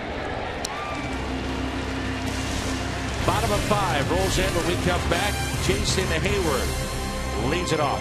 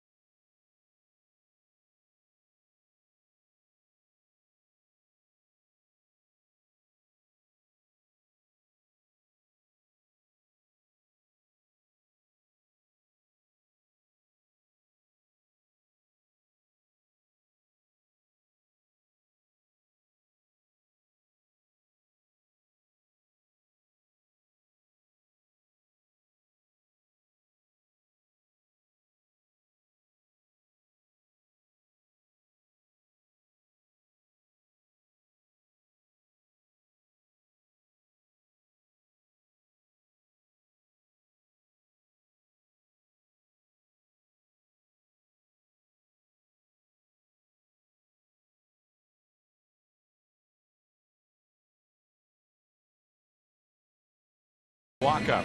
Max is 11-11. St. Louis native. Waka 15-4 will come your way tomorrow. Early start. Big Mac Land. Love the drink run with any size, any flavor McCafe shake for just $1.99. Only at McDonald's.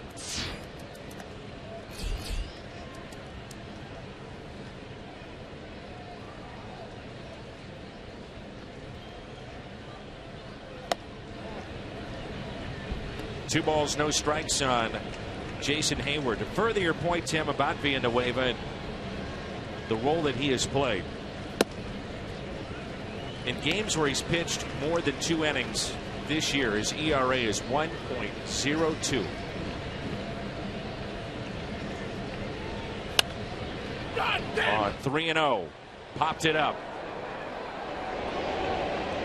You could hear Jason Hayward through our mics on the field, very upset. And the reason is, it doesn't bother you if you make an out on a 3-0 pitch. It's how you make the out. If you hit anything to the left side, if you're a left-handed batter, that's not good.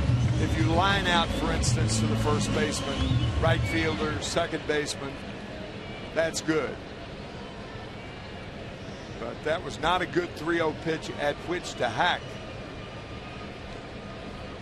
Pair of walks for Yadier Molina tonight. Strike one. 1987 was the first year the Cardinals drew 3 million fans. They've done it 19 times overall and 12 years in a row now. This market size of 3 million fans and another big crowd here tonight. Pretty cool.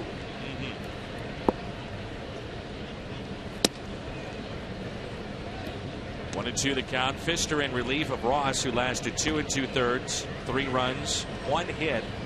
The 6 walks did him in. Down the right field line, slicing, foul. Again, that 3-0 pitch, you know, the guy's going to make outs on pitches like that occasionally. But when you're leading off the inning, you have to be particularly careful at choosing the right pitch. Because think about it. A pitcher comes out there, 3 straight balls to lead off the inning, and now you're swinging at a ball that's questionable as to whether it's a strike or not. Certainly not in your zone, because Jason's more of a low ball hitter. Popped up. Second baseman Rendon, 2 down. Milwaukee a 5-1 lead. That's in the bottom of the 6th over Pittsburgh. They can't beat Milwaukee. It's crazy to see what they've done, Tim, in the division. Yeah. That good of a team. And again, the Cardinals are very good, obviously. Chicago playing well. But the Pirates, if they cannot overtake the Cardinals, will look at what they did inside the division. They are 21-29. That's surprising. Wong hits it fair inside the third base line. And the Cardinals second baseman has a double. Avoided the tag of Rendon and the tying run in scoring position. I'm sure Matt Williams will take a look at this. Yeah, Dan, but doubles are born in the box. So are triples. When you run hard out of the box, you give yourself every chance. And I'll tell you, Colton Wong just airing it out after he was 2 feet in motion. Ooh, could have been out. Not sure if the tag is between the hands. Take a look. Yeah, I think you're right. I think his left hand is in there, and if the tag is to the left hand, he's out. But it's not. It's between the hands.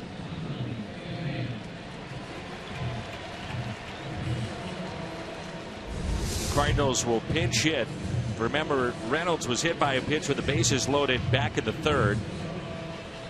And Tommy Pham will be your pinch hitter. Pham could stay in the game. You could move Piscotty then to first base. Want to keep his bat in the lineup. Wong on base for the 2nd time tonight. He was just called up. That's Sammy Solis, wearing number 36 for the Nationals. Again, about Colton Wong, you know, with 2 out and nobody on, you down by 1, that is the perfect opportunity to try to go to second base. There are more errors of omission, base running, when guys don't try to take the extra base than there are guys being thrown out trying to take the extra base. Yeah, sometimes you'll be thrown out and people say, oh, that was terrible. Not all the time. So Pham will pinch hit. The Cardinals last night were 7 for 11 with runners in scoring position. Tonight 1 for 3. Added up 8 for 14. You'd take that all day.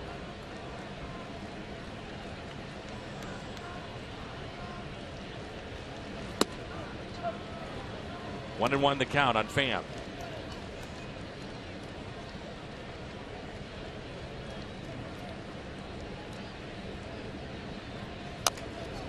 Slowly hit out in front of the plate. Pfister off the mound and makes the play.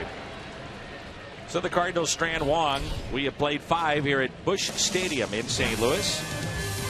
Nationals lead by a run. It's 4-3.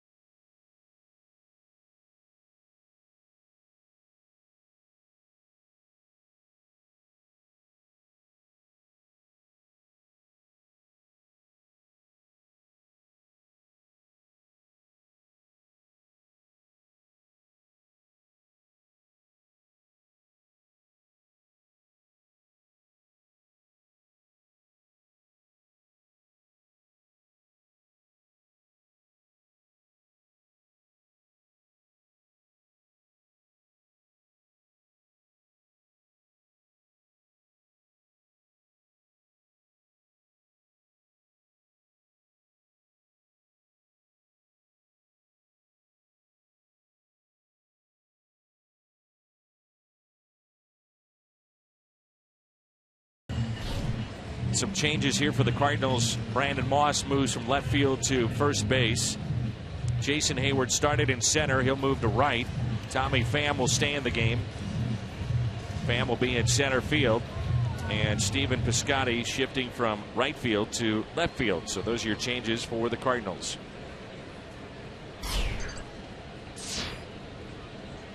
Well, the relievers have done a very nice job thus far. Villanueva and Pfister.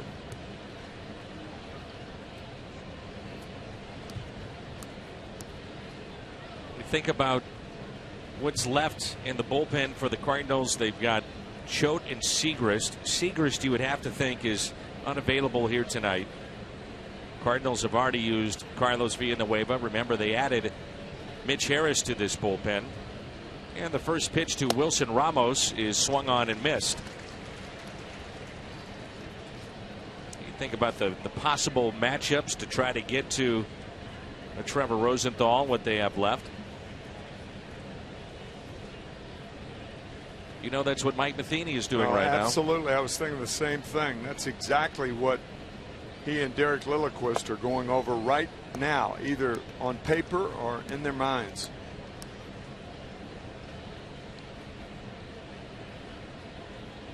But again, as I've said last inning, I stick by that, Dan. I think Seth Maness is going to play a big role in this ballgame if the Cardinals are to win, or at least catch the Nats. A win tonight would give the Cardinals another series win and put them at 40 games above 500. The franchise has done that just 4 times. 3 times in the 40s, most recently 2004. All those teams went to the World Series. just missed on the outside corner. 2-2. Ramos is 2 for 2 tonight.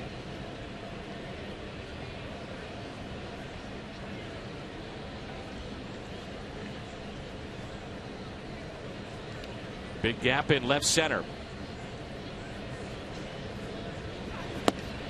I mean, think about that. 40 games above 500. You still got September to play. And yet you don't hear about Mike Matheny's name for manager of the year. I mean, it's rare you get to 40 above 500. I guess people are just. Well, if you don't after this year, something's wrong. I mean, really. I think fans, or at least those that follow the game, that's right down the middle, take the Cardinals' success for granted because it's been year in and year out. Yeah, absolutely. Kick off the Blues season at Busch Stadium Monday, September 21st. It's Blues night here at the ballpark. You'll receive that cap you see pictured there, Cardinals.com/theme. I thought maybe his best year, Tim. Obviously, this is a pretty good one. I mean, 40 games above 500 potentially. But when you think about 2012 and following Tony La Russa, Dave Duncan, he goes away. And the biggest name that leaves is Albert Pujols. Yeah, so that's a pretty good threesome right there to try to top. And I don't know whether Mike and his staff topped him, but he sure did a heck of a job, I'll tell you that. I think every fan of every team, you're going to second guess a manager and question moves. Sure. I mean, it's part of the game. 1-0 pitch to Taylor. Well, second guess is not really. That's always been a misnomer in my view. Two words that are misnomers. I mean, anytime you question a manager, that's a second guess. I mean, no, it's not. It's just a different way to play the game. Even players, even managers have different ways to do things. That's the charm of the game. And you may not like the way that Tony went about it, right? Matt Williams, or a lot of people Mike here in St. Louis did with Tony. Took a long time. It did. Backhanded from the outfield grass. Long throw to Moss, right on the money. Monday, September 7th. Get the third bobblehead in the announcer series featuring Hall of Fame broadcaster Harry Carey. 25,000 fans ages 16 and older receive the Harry Carey bobblehead. Also, that's the Michael Wacha growth poster presented by Missouri Farmers Care. That's all coming up on Labor Day, Monday, September 7th. What are you talking about? I never second guessed a player. Ever. Come on, Dan. Right through Boyer's legs. How can a guy from Mexico lose the ball in the sun? I love your story. When you guys are playing cards. What do you make a martini with? Gin. He must have been something to beat around. He was something. Here is Dan Uggla. Yes, Dan Uggla still around. Signed by the Nationals, began with their club, hitting .191, 1 home run, 14 RBIs in limited duty. And that story about the outfielders defensively for the Chicago White Sox, they had Walt No Neck Williams in center and Carlos May in left, who had half of his thumb blown off in the Army Reserves throwing a grenade, and Pat Kelly in right, who didn't have a good throwing arm. Here's the 0-2. And here was Harry's call. Well, defensively for the White Sox tonight, we have no thumb in left, no neck in center, and no arm in right.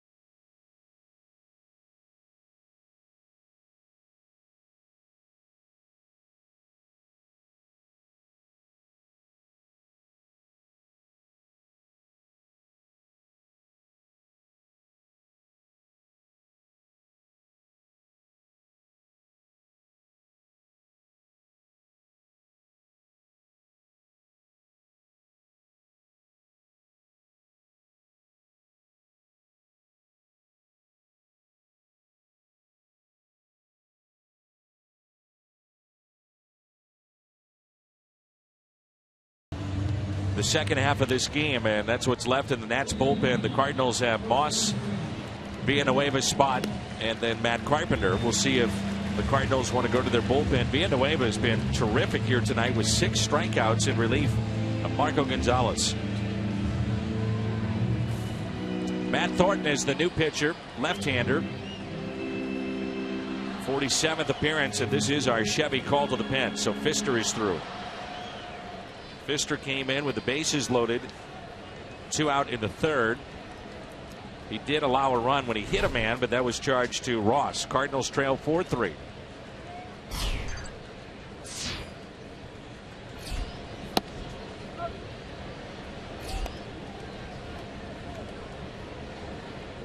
One of the things you have to think about, I would imagine, if you're Mike Matheny, you're only going to get so many cracks at this bullpen in terms of the 6th and the 7th before you get to a very good Drew Storen and a very good closer in Papelbon. So it's a very good point, Dan. You know, do you stick with Villanueva here? Moss with a high fly ball, deep center field. Taylor back, and it's off the top of the wall. Moss on his way to second base, and again the tying run in scoring position. Well, Brandon Moss has flirted with home runs in that center field area. He did it twice in San Francisco. One was caught by Gregor Blanco on Saturday. The other one, the next one he hit, he had to be about 10 feet tall to get the second ball he hit. It was a home run. But he has really flirted with home run territory straightaway center field. That has been his slot for the last 5 days. So Villanueva will hit for himself here, and yeah, you better start lifting those weights. So Villanueva will be asked to bunt, you would have to assume here. Got to be, even with 2 strikes. Throw to second, Moss back in safely. Washington at the top of this inning had a leadoff double by Bryce Harper. They never advanced him, and he was left stranded. Hit speed at 97.8 miles per hour. Ideally, you'd like the ball bunted down third base to make the third baseman field it. But bunt it fair. Now. Talked about it last night. Concentrate early in the count on getting the bat out. It's very helpful to guys who shy away from contact, and that's what most pitchers do.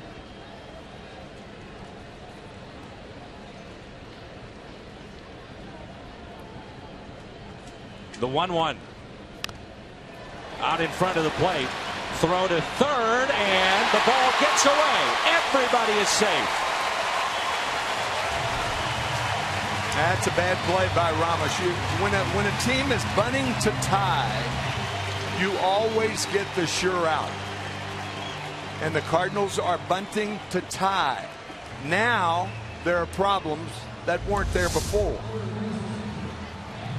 Think about it. He's on the run. Your third baseman in, going back, a short hop, and Moss's slide knocks the ball out of Escobar's glove. That's a tough play for Escobar, trying to make the short hop play and then make the tag at the same time. Remember last night, the 33rd come from behind win for the Cardinals. That's a Kisselism, by the way. Whenever you're bunting to tie in the late innings past the 5th, always get the sure out. And think about how much sense it makes. Sure does. Inside to Carpenter, almost hit him. He has struck out twice, walked and scored in the 3rd.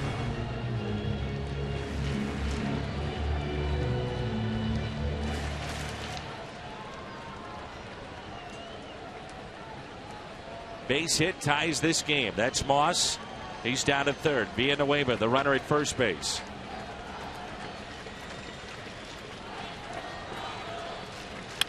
Carpenter. Oh, and the catch made by Rendon. That saves a run. Saves a run and perhaps a big inning.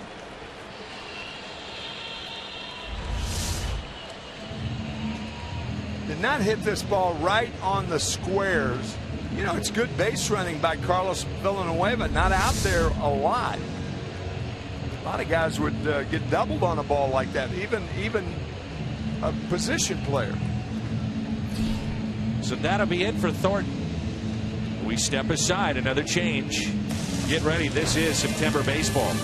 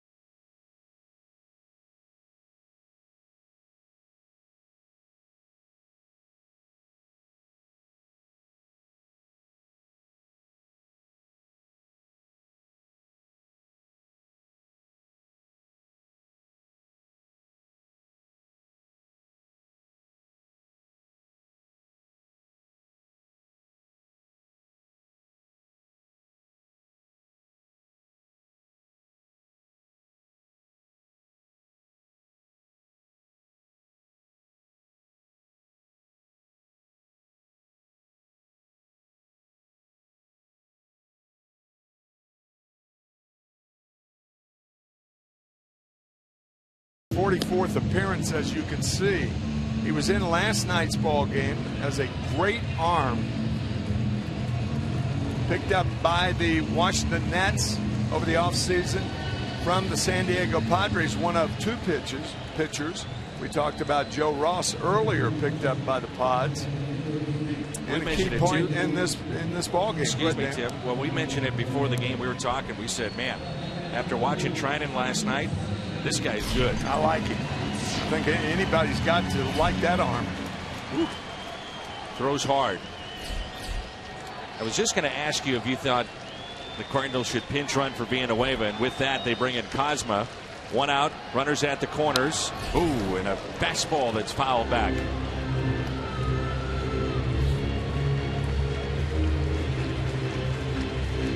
Piscotty riding an 8-game hitting streak here tonight. 424, 11 extra base hits during that time. And a tremendous month of August as Manus, your pick to have a key night, is getting loose. Here's the 0-1 pitch. 0-2. I'm not saying he's going to come through here, but just watching the at-bats, the swings of Piscotty, he is comfortable. He's seeing the ball. You just tell. So confident.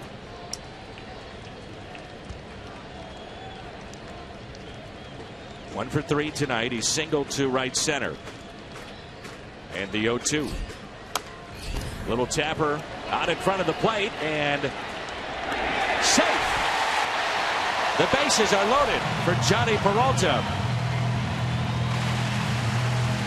There is nothing Brandon Moss can do on that play. If he comes in from third or tries to come in from third, he runs into an out that would have been tough for Trinan to get Piscotty, as you'll see.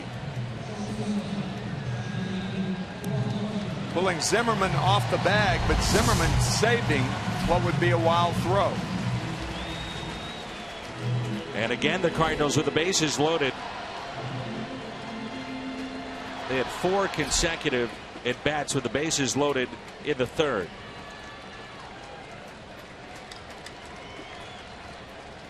Nats in double play depth for a good reason. Johnny Peralta has grounded into 18 double plays this year. That was really good base running by Brandon Moss, staying at third. Moss, Cosma, Piscotty all aboard. 4-3, Washington. And here's an 0-1 pitch to Peralta.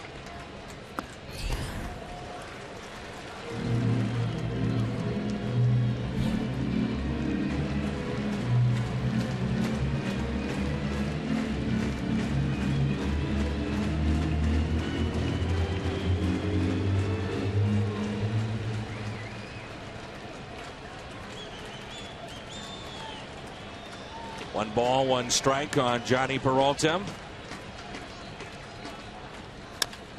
Chop towards second base. Can they get two out there? It's a double play. 4-6-3.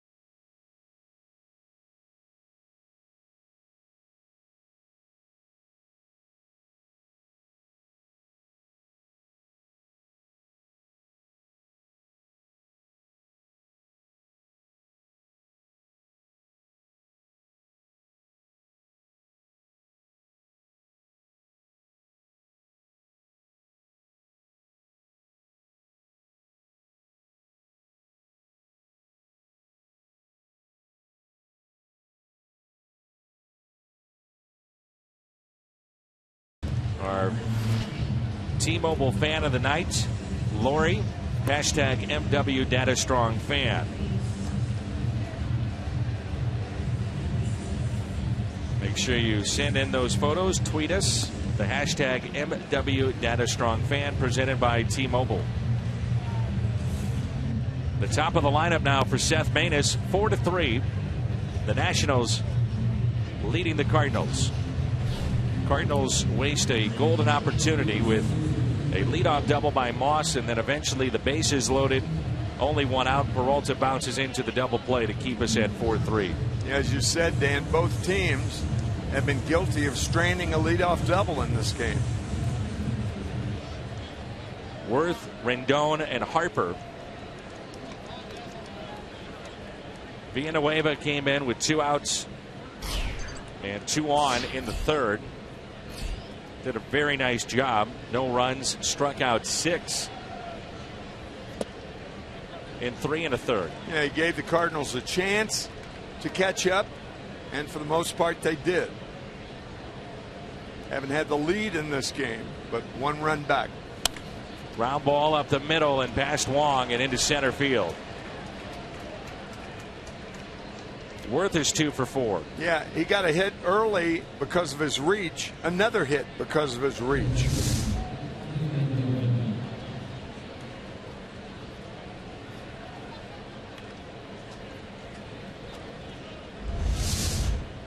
Rendon with a double to right center back in the third. 2 RBIs, part of that 4-run inning.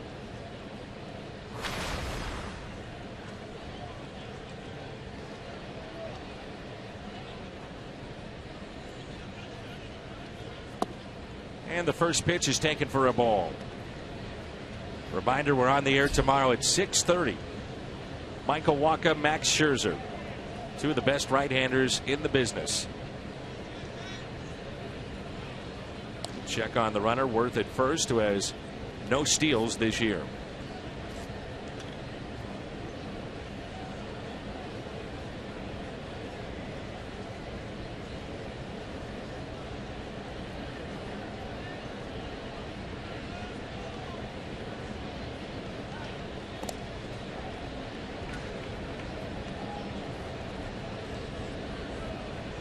They're in the bottom of the 8th. Milwaukee leading Pittsburgh 5-2. The Cardinals lead at 5 games. Chicago, bottom of the 7th, leading Cincinnati 5-4.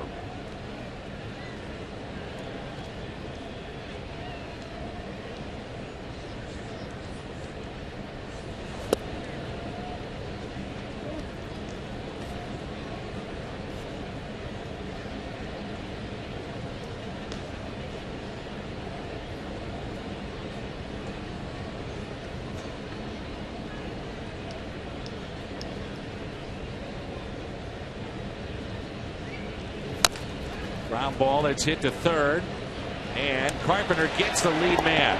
Great play.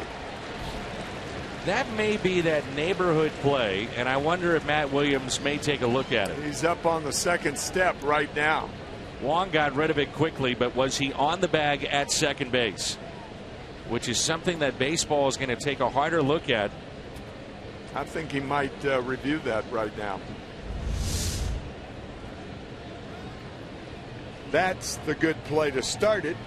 Wong, I think he's just avoiding the runner. That would be the way I would call it. Perfectly legitimate, even though it does have a shade of and a beckon back to the way the double play has been turned with the neighborhood play. I think he was on the bag. The neighborhood play is not reviewable. Yeah, that's right. Oh, that's right. So Matt Williams coming out to home plate umpire, John Hirschbeck, the crew chief, and I guess that's what John told him. And now it's Harper. An RBI back in the third and a double into the corner and right. If you get rid of that play, you're going to have a lot more injuries at second base. I'll guarantee you that. Without question. Yeah. That's the reason umpires have been lenient about that play over the years. A check on Anthony Rendon. One stolen base this year, caught twice. Point is, that's not a good trade-off. No.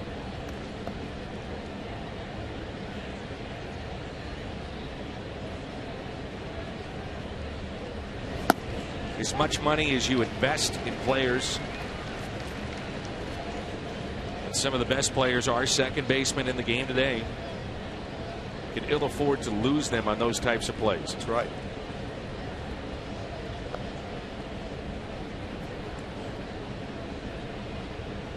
The 1-1. Harper showing bunt and throw down to first, and Rendon back safely. Wouldn't think Bryce Harper would be bunting. One-run lead. Not with that hole on the right side of the infield, the right-handed pitcher out there. But if you change that play, you put more vulnerability on the guy who's turning it, and that's the second baseman, and that has always been one of the more dangerous plays in the game. I would think a catcher getting a throw from right field with a runner trying to score would be dangerous too. Yeah. As was proven when Buster Posey of the Giants, of course, he was hammered in the process, but very, very tough play. 2 balls, 2 strikes on Bryce Harper. Outfield is deep. Play him to pull.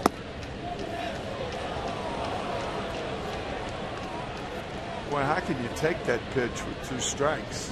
I don't think I've ever seen Maness show up an umpire. No, that's right. Have a long look like he just did. I mean, he's saying, you've got to be kidding me. Where was that pitch? If Seth Maness can't get that pitch, he can't pitch in the big leagues, because that's his double play ball. That's his ground ball. 3-2, slowly hit. Tough play here, and Harper beats it out. So it winds up being an infield hit. Harper on base for the 3rd time. And Harper could be hurt. It looked like he tripped over the bag. Sometimes you're trying to take that extra long stride. And I think in the process, boy, that was a nasty pitch by Maness. Yeah, and trying to take that extra long stride with the left leg. Right there.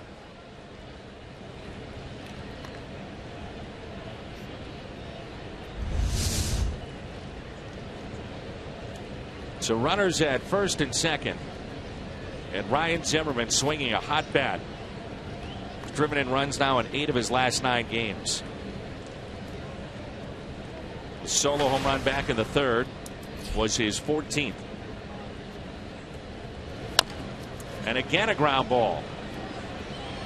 And again another man safe at the bag at first. We had a play last night that Tim broke down in terms of the runner getting in the way of the fielder, and an air charge to Carpenter here. That's number 13. But it's a similar play right now, I think, with Rendon going to third base right in front of Carpenter, and that's a short hop. So he had 2 things, the runner and a short hop with which to deal. Very difficult play.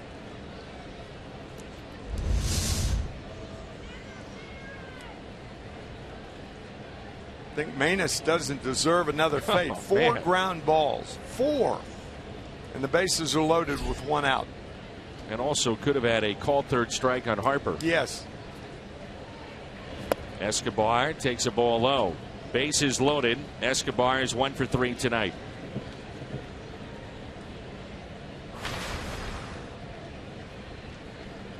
He is grounded into a team high 18 double plays.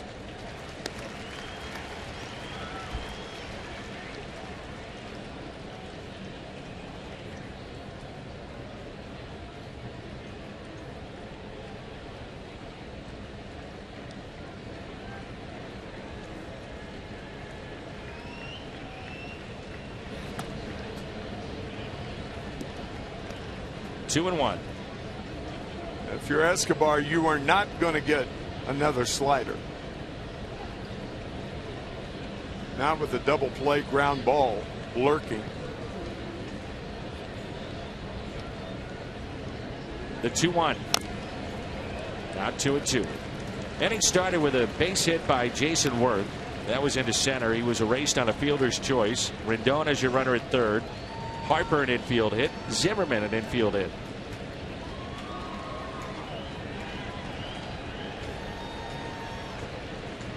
One pitch he may get here is a changeup. That's his strikeout pitch for Seth Maness.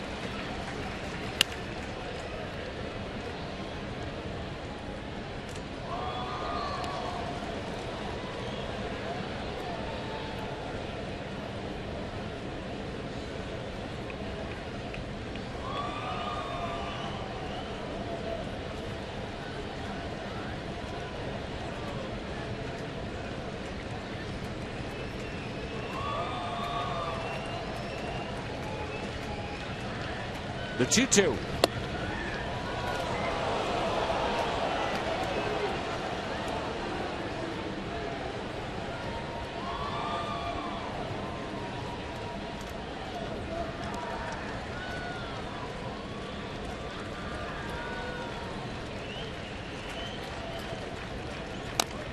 We'll do it again on 3-2.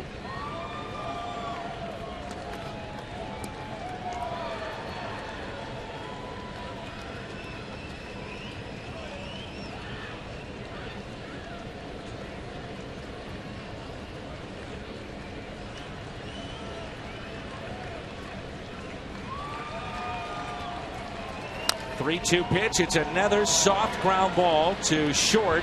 Run does score. Seth Maness is saying, you have got to be kidding me.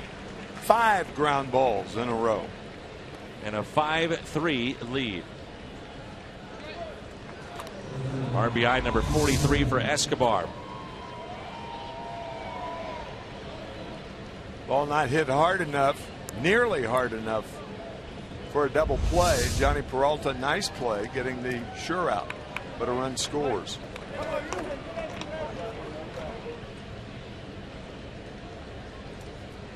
Runners at second and third, and a foul ball. Ian Desmond at the plate.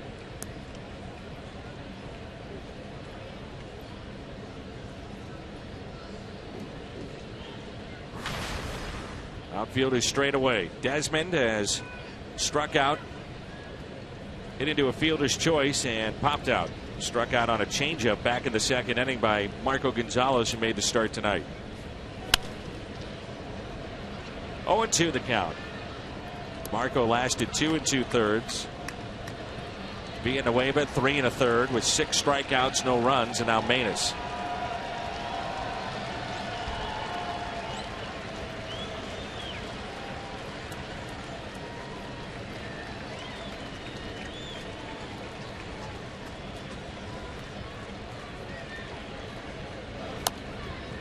A check swing, rolling foul.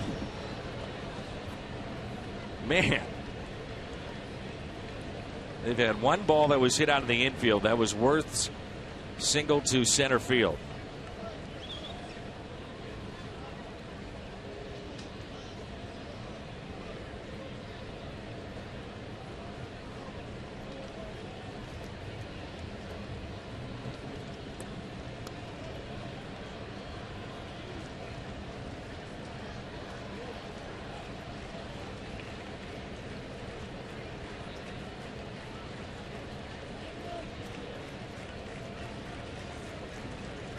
And the 0-2.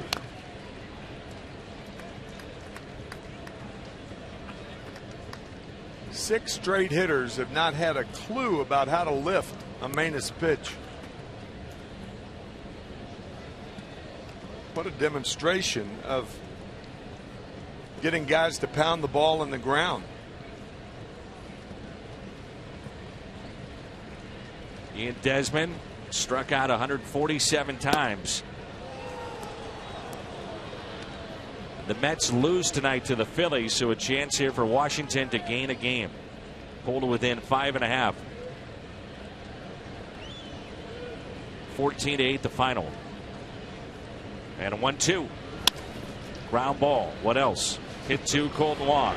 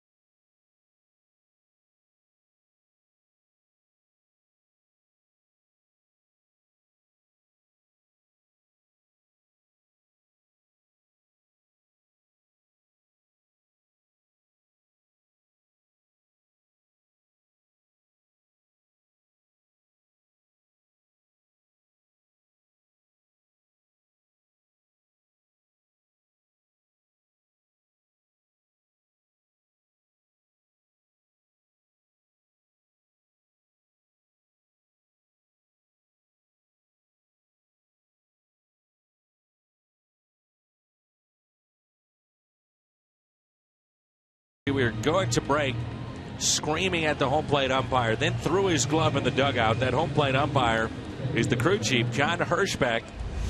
And this is the reaction of Seth Manus. But he's directing his words to the dugout, not to Hirschbeck. And had Hirschbeck gone to the third base side of the field, he never hears Seth Manus say anything. And what Seth was upset with was the pitch, the 2-strike pitch to Bryce Harper. Right, the 2-2 pitch that he thought was a strike, and here it is. He said at the time, if he can't get that pitch, he can't pitch up here. And I'm sure that's what Seth was thinking.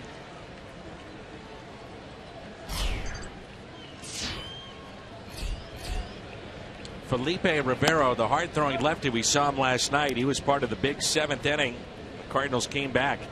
Honda home run inning. The Gateway Honda dealers will donate $1,000 to the Make-A-Wish Foundation with a home run. Up and into Hayward, who has walked and scored back in the 3rd. Felipe Rivero, hard-throwing lefty, 33rd appearance. And a fly ball lifted down the left field line and foul. Again, I've never seen Seth Maness do that. No.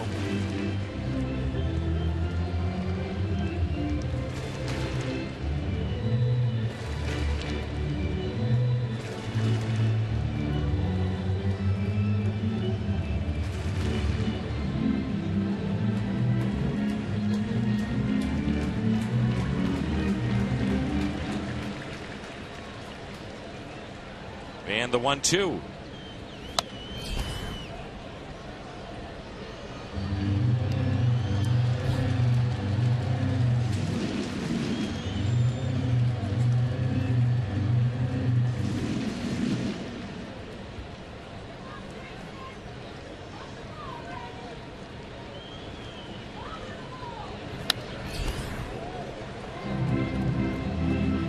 The pitch at 96. This guy can bring it. Oh, yeah. Very impressive. So Matt Williams going right back to this lefty after a tough outing in game 1 last night. And the 1-2. Hayward hits it the other way, but lines to Jason Worth. You know, Hayward has been so much better against left-handed pitching this year. Remember, he had 169 last year against those lefties. This year, he's at 282.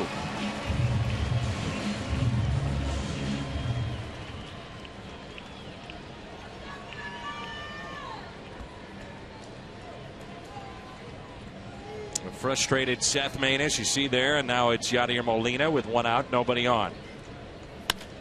Ground ball that's hit to second. Molina just flips the bat. There's 2 down. Just joining us, let's get you caught up. We have had our starters in this game. Both of them struggled. Ross with 6 walks. Harper 2 for 2 with a double. Gonzalez 2 2/3. Wong 1 for 2. And not in that that graphic 12 meetings on the mound. It's called the Tim rule. More than 12. Strike to Colt Wong. Wong doubled inside the 3rd base line back in the 5th. Then left stranded as Pham was the pinch hitter and grounded back to Pfister. The 0-1. Now 0-2. Jansen, the right-hander, is getting loose in the pen for Washington.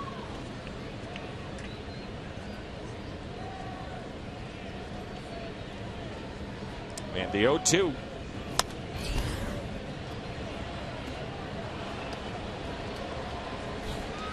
From the Cardinals' perspective, too, remember the Moss at bat with the bases loaded back in the 3rd. He struck out on 3 pitches.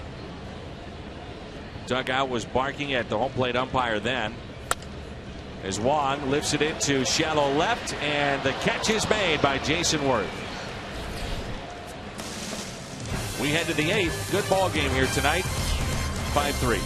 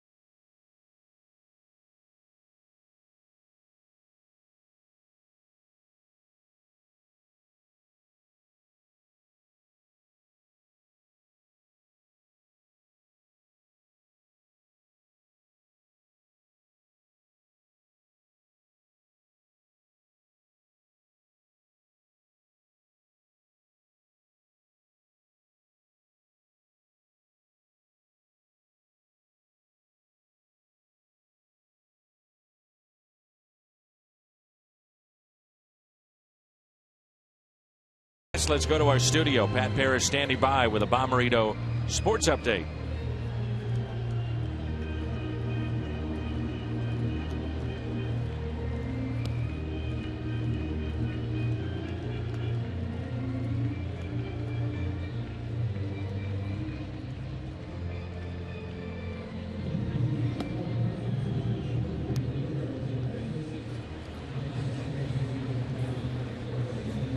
All right, Pat, thank you. The month of August, the Cardinals began with a 5.5 game lead over Pittsburgh, 10.5 in front of Chicago. And much of the attention has been put towards the direction of the Cubs, a team that has struggled clearly the last 3 to 4 years. And yet they're 10.5 back of St. Louis. Pittsburgh gained a half game. That's it. In the month of August, as we're now in September. Recalled Mitch Harris will get the 8th inning with the Cardinals trailing by the score of 5-3. That would bet a lot of folks in that Washington area, Annapolis, are watching tonight to see the Nationals and are pleased to see the return of Mitch Harris to the big leagues. One of the great stories of 2014. Matt Williams coming out and talking to John Hirschbeck and trying to get it straight on his lineup card.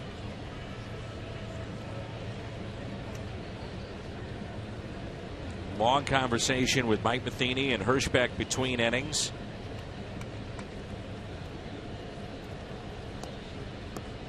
Ramos, Taylor, then a pinch hitter.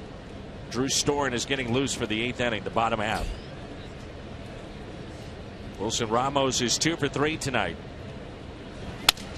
A broken bat lifted into shallow left center field and a leadoff base hit.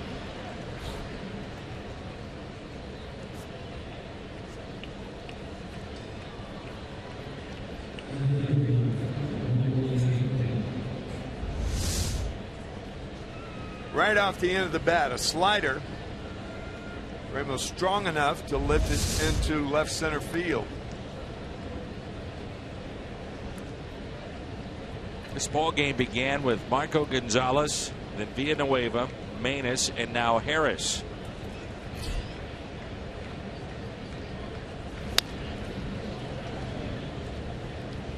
And strike one on Michael Taylor. 0 for 3 tonight.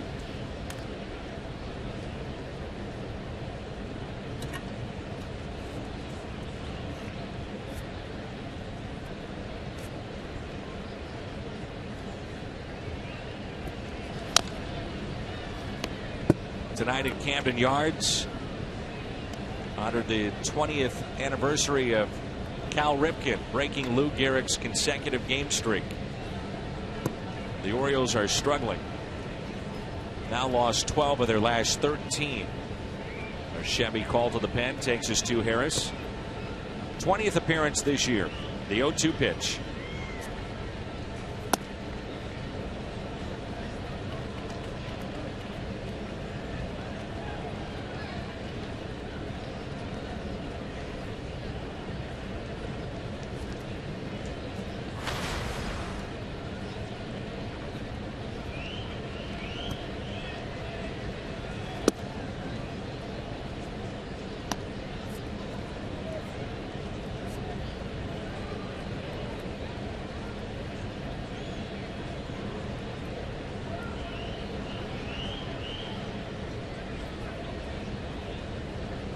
The 2-2.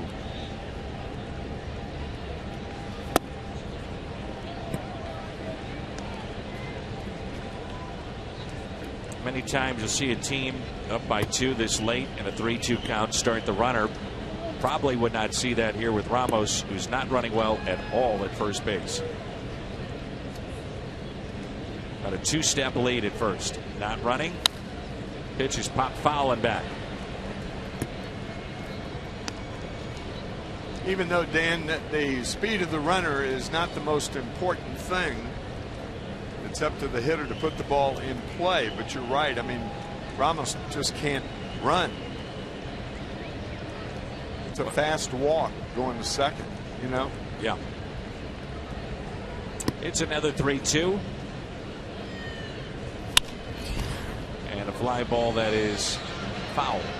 When I see the face of Michael Taylor, I don't know if any of our viewers see the same thing. I see Edgar Renteria. He's got the look of Edgar. Yeah, he does. With that neck, that long neck. Edgar was a fabulous player here in St. Louis. Well, Michael Taylor, in our view, is going to be a good ball player one of these days. He's yet to get his feet wet, but good-looking player.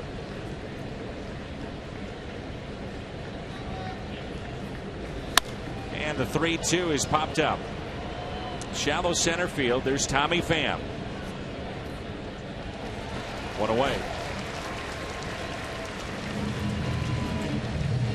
They're legends, icons, and warriors. And starting next month, two of the biggest names in the UFC will face off as coaches.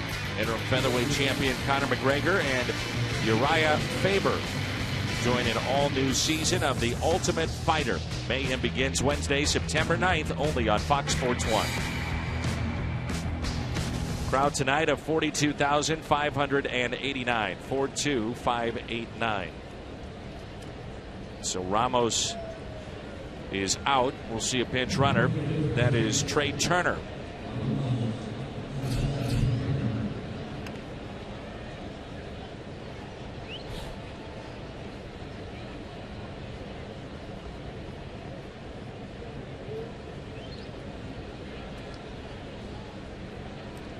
At the plate, it is Clint Robinson. The check on Turner. Ray Garcia, by the way, is in this game. Garcia will bat ninth for the Cardinals. He's at second base.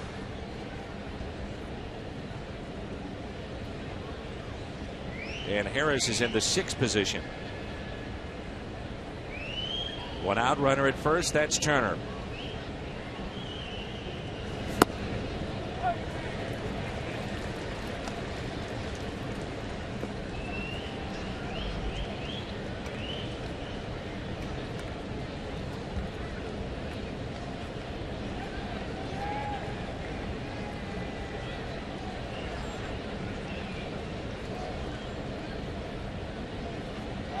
Runner goes, and Molina did not have the transition out of the glove, so stole a base for Turner.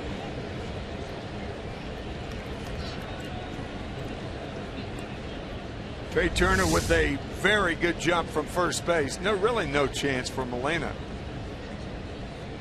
That's only their 73rd attempt, Tim, this year by the Nationals, a team that doesn't run very often. That's 13th in the National League.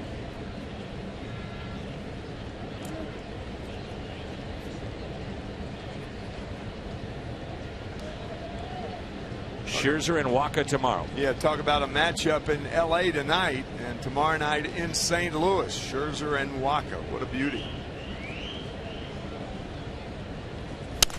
And a ground ball off the bat of Robinson to Garcia. Out number 2.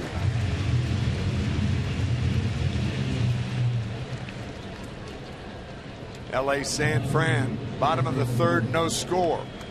Bumgarner against Zach Greinke. I think it bears repeating. For Zach Greinke to catch Bob Gibson in the 1.12 earned run average, he would have to have 7 complete games and no runs scored. And then he would be .07 away from Gibson. He still wouldn't catch him. That shows you how phenomenal Bob's year was in 1968. Just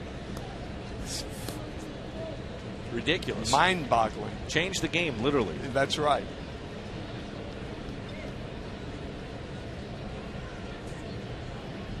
The 1-0. A sincere question for you. Okay. With all the mound visits we've talked about tonight, you decide, well, it's time to call time. I'm going out to visit with Bob Gibson. No, I forget that. Nightmarish? No, I just, I went 5 years without going out there. 5 years? 5 years. That's a fact. He never called me, and I never went. We talked on the bench all the time. Between innings, we talked before the game. Not a lot. but a little. He knew I knew, and I knew he knew. That's all you need to know. Wait a minute. This is getting scary now.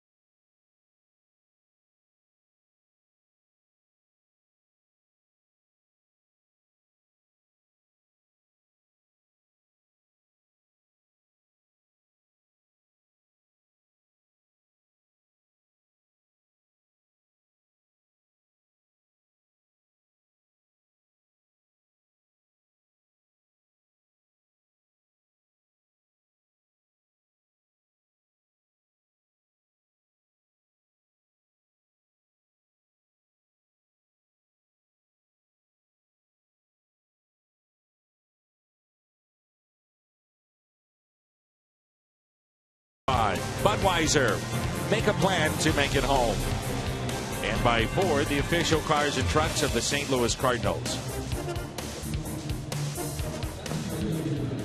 Well, Drew Storen is now your setup man in Washington. Was the closer for the better part of the season before the addition of Jonathan Papelbon. 29 saves this year. Very good numbers for the most part. And he is our Chevy call to the pen.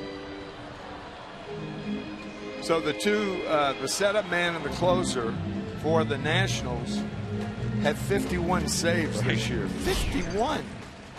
That's why you say if you get to the back end of games, yeah, they have a lead, they should win. Tommy Pham now. His second plate appearance.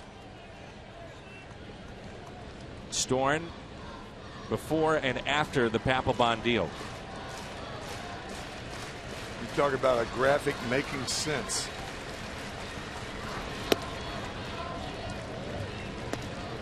One of the things he's done, and maybe you've noticed it, is that he now has that hesitation to the plate. Sometimes they feel he gets a little jumpy in mechanics, and it's a way to slow him. Yeah, keeps him back. Slow him down a little bit. The 2-0. Base hit into center. Tying run will come to the plate. Well, Drew Storen has had his problems with the Cardinals over the years, and this year on the 21st of April, first time these two teams met, Drew Storen blew a save, and that was the game Yunel Escobar won in the bottom of the 10th inning with a home run. Good swing by Tommy Pham. That brings the potential tying run up. Remember, it was Jordan Zimmerman, a 2-out walk in favor of Drew Storen against San Francisco in the playoffs a year ago. Storen gave it up. He also struggled in Game 5 of the 2012 playoff series against St. Louis in that famous comeback. And there's ball one to Brandon Moss. 14 games and an ERA near 7 for Drew Storen against the Cardinals in his career. Pham, your runner at first base. You know, Dan, it would be understandable if Drew Storen were pitching mad now, pitching angry because of the situation, getting Papelbon. Not all trades are welcomed, and guarantee you that wasn't as far as Drew Storen was concerned. Here's a 1-0. Good cut by Moss. And you say, well, he's a professional. He's got to overcome that. Got to think about the team. That sounds like it's easy to do, but it's not. No. I mean, you're dealing with human beings here, too. How many times have we said individuals playing a team sport? Yeah, right. Money's on the line as a closer, too. Sure. Here's a 1-1 to Moss. Brandon doubled off the top of the wall back in the 6th. It was a leadoff double. And then, Villanueva bunting. There was a misplay. The Cardinals had a great opportunity with runners at first and third. Nobody out. Did not score. The 1-2.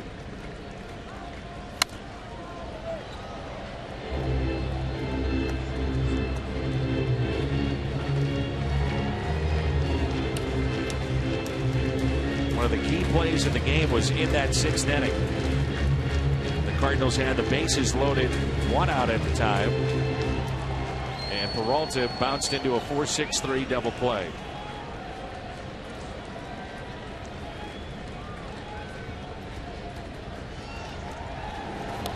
And Moss is hit by the pitch. And the first 2 have reached.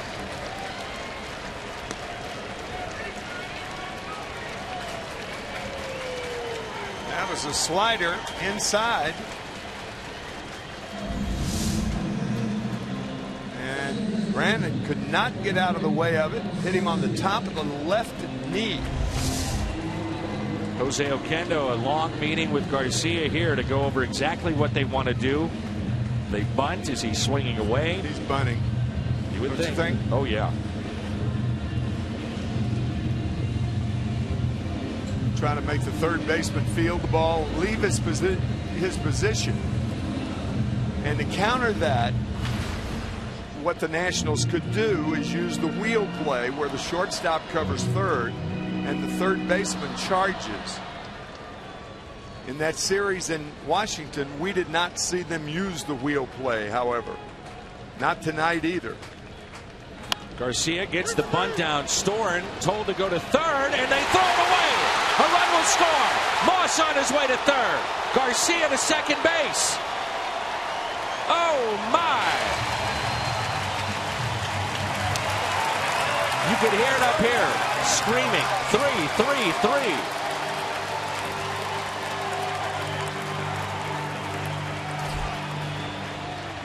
For all you folks out there who may not know what that is, that's first base. The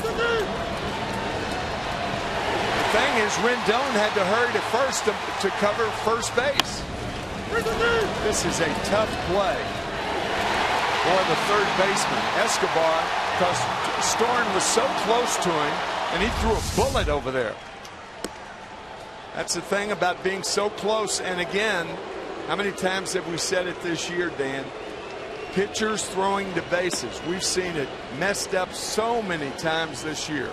Cardinals and their opposition.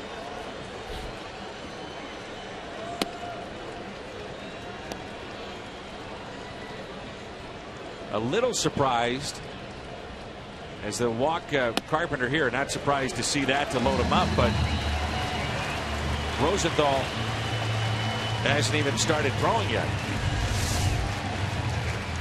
Why not? See, I don't even think a good throw gets him. Credit Tommy Pham for really hustling to third base, and that put a lot of pressure on Storen.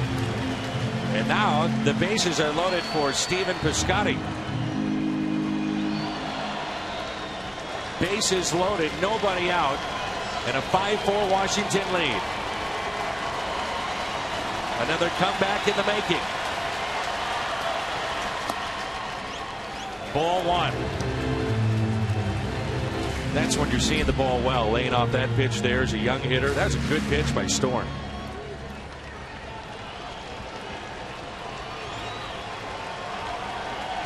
Big gap in left center. Here's a 1-0. Piscotty hits it up the middle. It's a double play ball. A run does score. This game is tied.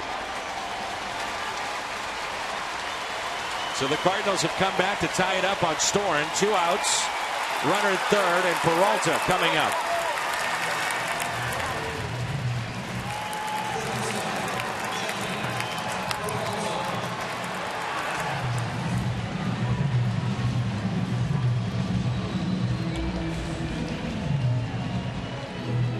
know he'd love to atone. But the double play and the bases loaded back in the 6th. And he come through here. 2 outs, runner at 3rd. First pitch is strike.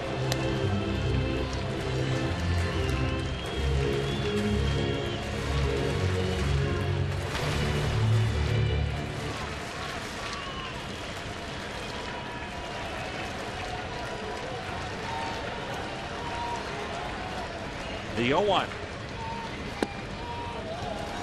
Something that we've seen this year from Greg Garcia, who's the runner at 3rd base. Very good baseball instincts. Yes. Gets good reads on pitches that get away. I was just thinking about that because Storen's conscious of trying to make the good slider and making it go down. Possible pass ball, wild pitch, who knows? Fastball. 2-1.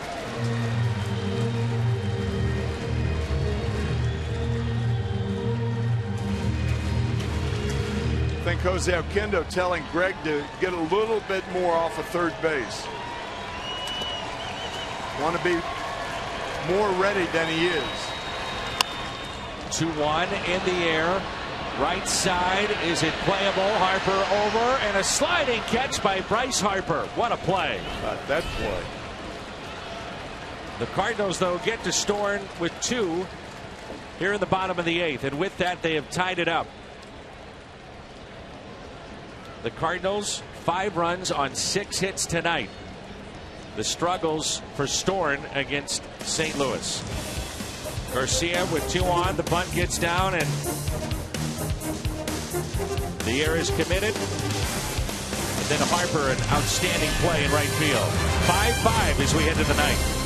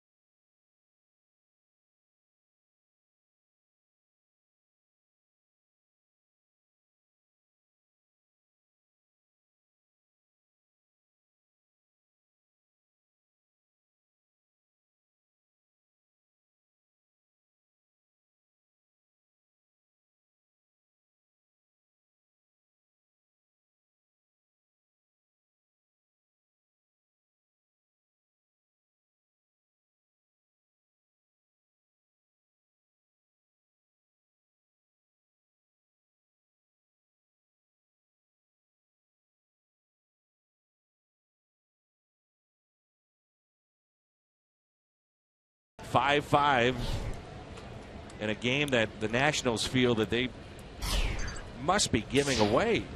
I mean, the Cardinals with 5 hits, or rather 5 runs on 6 hits. Harris still in the game. His 2nd inning of work.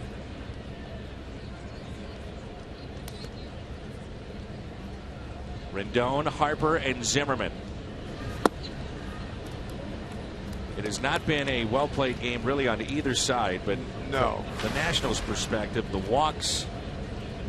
They can couple theirs with what happened last night. 2 really bad games by the Nationals. That rundown. There's Hayward gliding to his left near the line. 1 away. 1st and 2nd and nobody out. They're trailing by 3, and Molina ends up the wild pitch hit the cement, came back. And here's just other mistakes made by the Nationals in that 6th inning.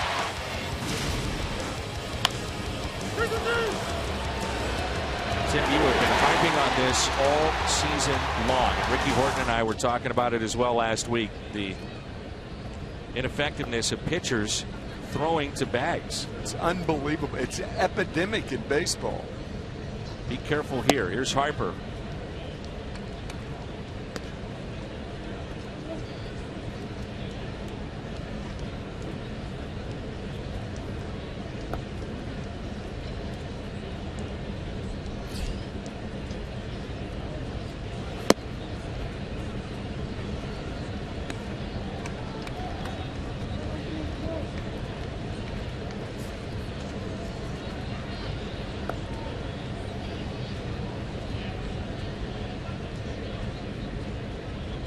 The 2-0. Molina setting up way outside.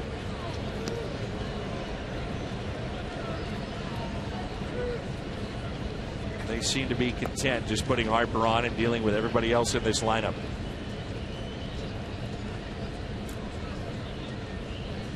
Not sure I blame him. No, you can't quibble with that. This copyrighted telecast presented by the authority of the Cardinals. It may not be reproduced or retransmitted in any form. And the accounts and descriptions of this game may not be disseminated without the express written consent of the St. Louis Cardinals. The Cubs win tonight 5-4 over Cincinnati. The Pirates lose. That is a final 7-4. Los Angeles leads San Francisco 1-0. That's in the 4th at Dodger Stadium.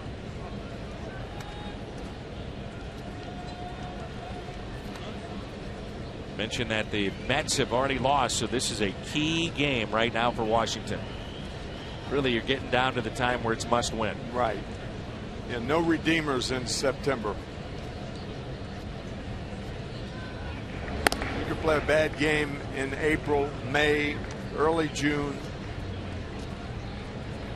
When you play bad games in September, people remember much more vividly than they do earlier in the year. Zimmerman swinging a hot bat. 0-1.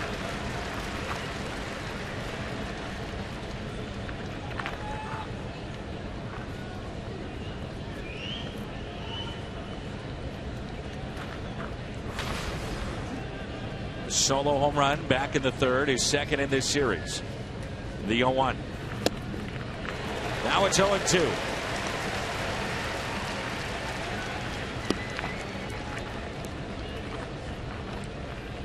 Nationals first baseman is grounded into 13 double plays this year. Outfield is deep, that no doubles defense.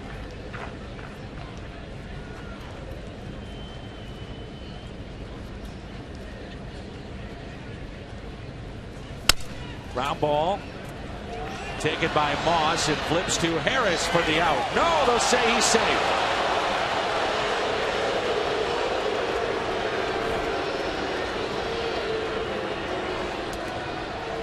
He looked out. I'm sure they'll review this, but Tim, unless he missed the bag, I mean, it looked like he was on it from the naked eye. Yeah, he looked out to me, but we'll see. Harris has the ball here, and ooh, I think he's out. He's out. Yeah. Credit Zimmerman for running hard down the line, but this is an easy review, and that to me is conclusive. But Brandon Moss trying to do too much. You know, even if he comes up with that ball, you know, the place to go is first base.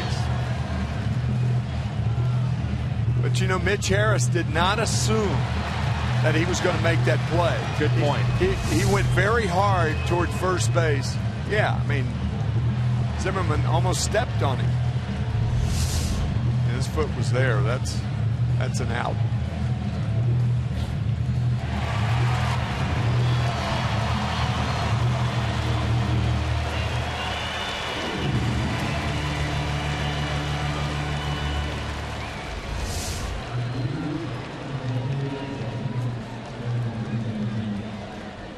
So the out call is made.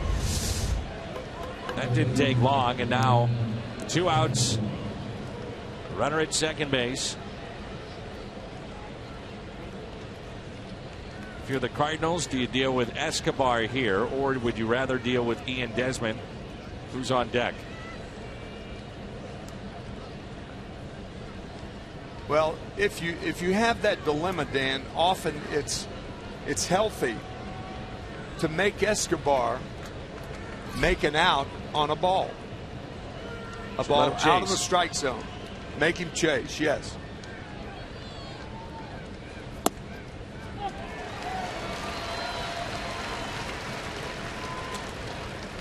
Escobar has hit the Cardinals well. He's now with a base hit to left back in the third. Hit in 7 straight against St. Louis. He's having quite a year.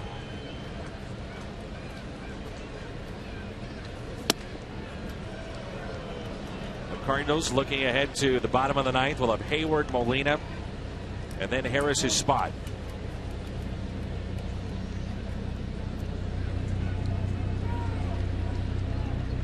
Tonight, the Nationals are 1 for 10 with runners in scoring position. The 1-1 pitch. And Peralta will keep it on the infield.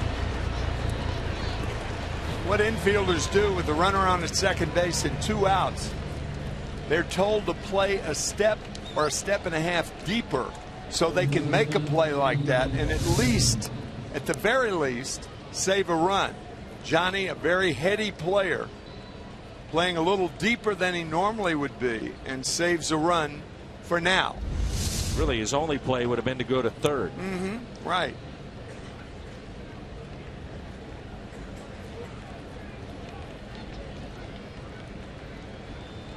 Ian Desmond.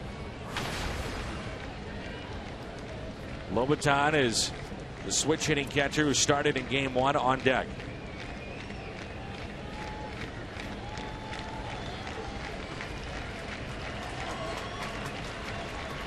Cardinals trying to get 2 scoreless innings out of Mitch Harris in his first game back in the big leagues.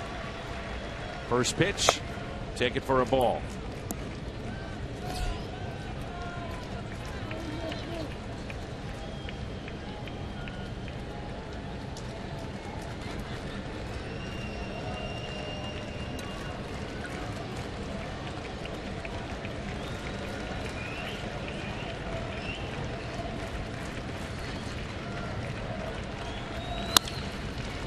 Fly ball, center field.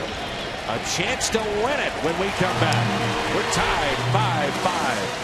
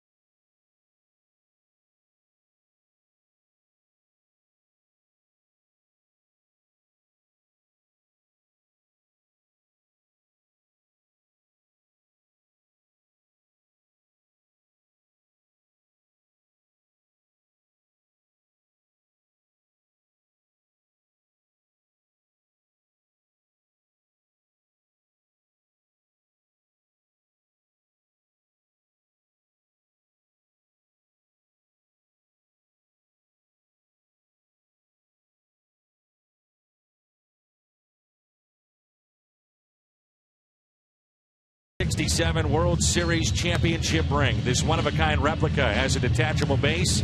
It's wearable. Get your tickets for the September 4th Cardinals game against the Pirates Cardinals.com/promotions. If I'm the Nationals, I'm thinking to myself, how did we get here? Yeah. The Cardinals have 6 hits. They've stranded 10. And yet they have scored 5 runs. And last night it was Jansen who struggled. And here he's called upon to pitch the bottom of the 9th. Jason Hayward, first pitch, ball 1. From a Washington perspective, they have had 2 of the most uncomfortable games back to back than any team could have in a pennant race. 1-0 is popped foul. 2 up for the Cardinals, Hayward, Molina, and then we'll see a pinch hitter. On the bench, you have Stanley, Cruz, and Borges for the Cardinals. I think the word that you used to describe this is perfect. Uncomfortable.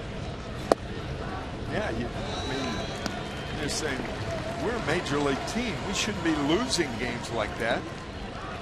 The last 2 games, we should be winning them. Of course, this is still tied, but get the drift. The 2-1 instead. Time called.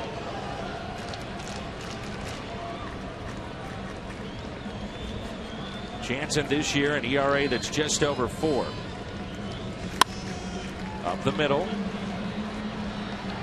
1 away. It brings in Yadier Molina.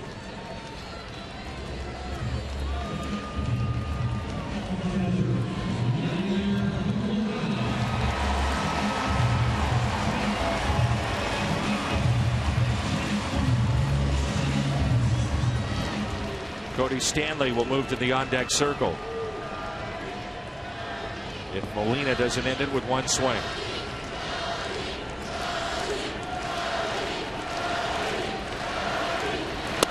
Chance of Yachty here at the ballpark. Strike 1.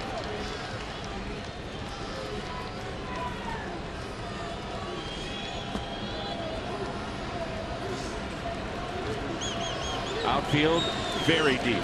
0-1 pitch.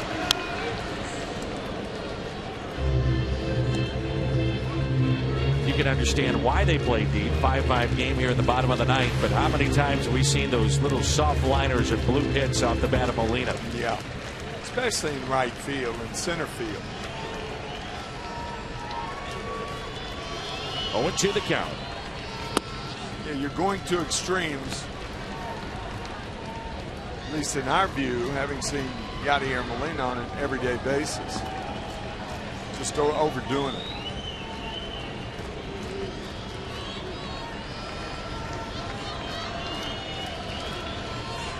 The 1-2. Popped up for out number 2. Zimmerman in foul territory.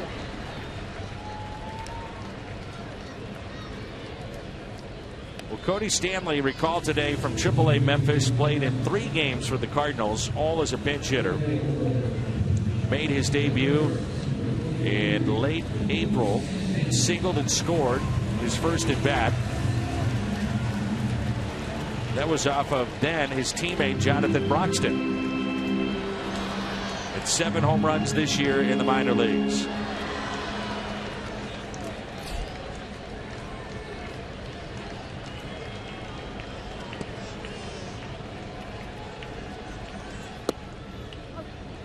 Strike 1. Lobaton, Taylor, the pitcher spot, looking ahead to the 10th if we get there. 5-5 our score.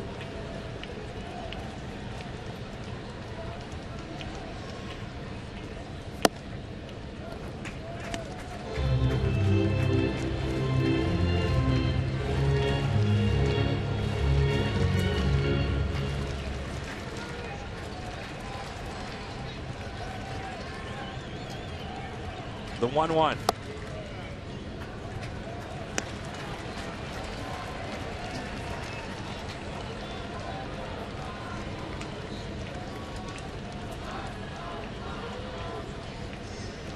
Big gap in right center. 2-2. Tommy Pham on deck. Stanley can extend the inning.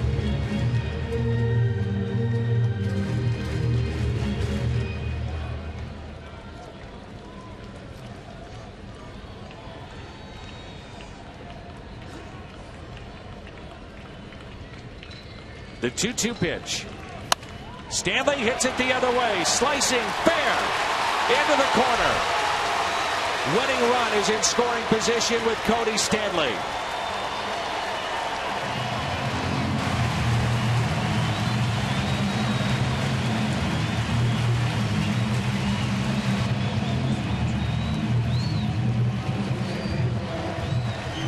The first extra base hit in the major leagues for Cody Stanley.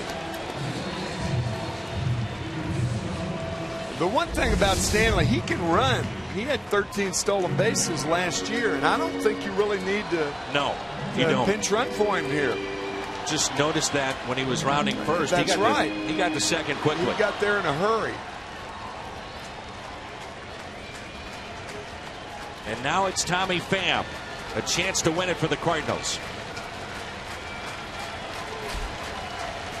2 outs. Winning run in scoring position. Oh, hanging breaking ball, and Pham would love to have that back. Yeah, about 41,000 in this ballpark. And I was one of them. Yeah. I was thinking it.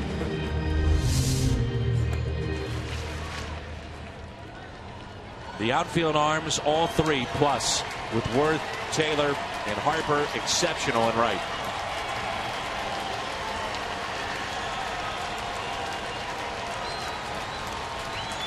Wouldn't this be something in September?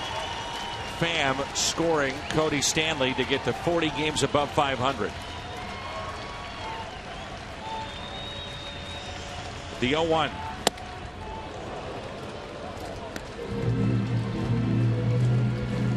Jose Oquendo reminding Stanley 2 strikes, 2 out, which means if in his view the ball is a strike, you take off. That gives you that extra step and a half. 2 strikes, 2 outs.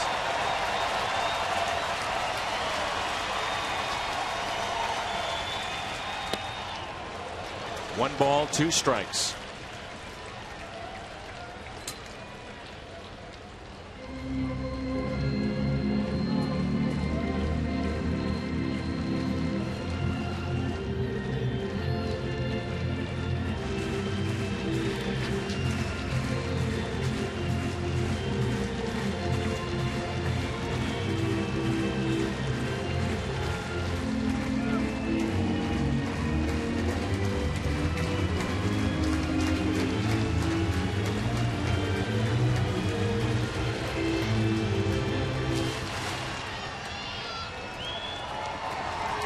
They shade him a bit in the opposite field.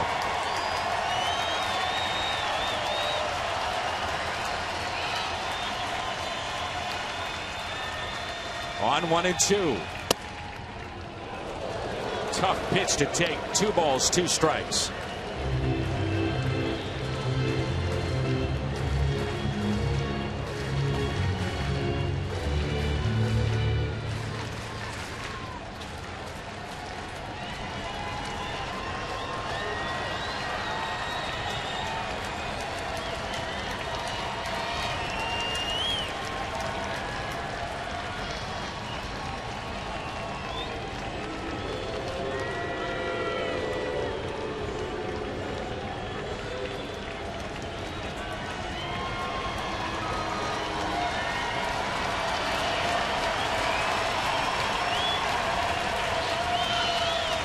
The 2-2.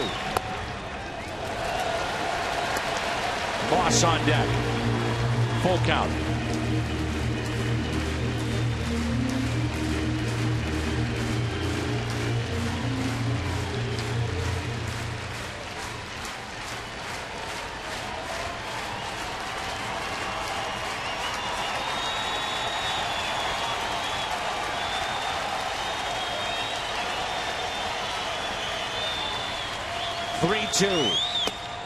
He walked him.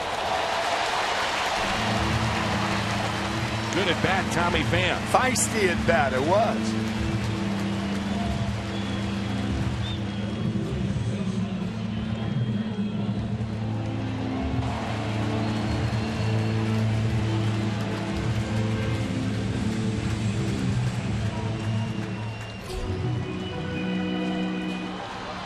August 2nd, we were doing the game on a Sunday afternoon, and Brandon Moss singled through the hole at third and short to win a game against Colorado.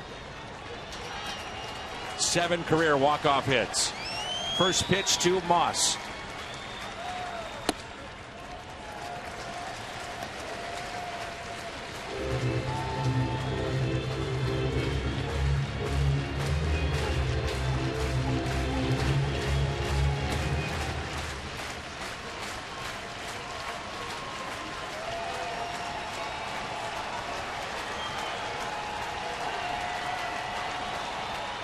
And time is called. Jansen is at 20 pitches, and an interesting note with him, his ERA this season, when he has 18 or more pitches, is almost 11.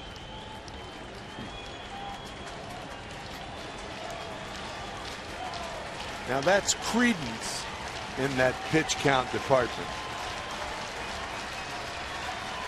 The 1-0. Moss with a high fly ball. Deep center. Taylor back. Walk it off. What a moment. The Cardinals win it. The Cardinals win it with a walk-off from Brandon Moss. Oh, my goodness.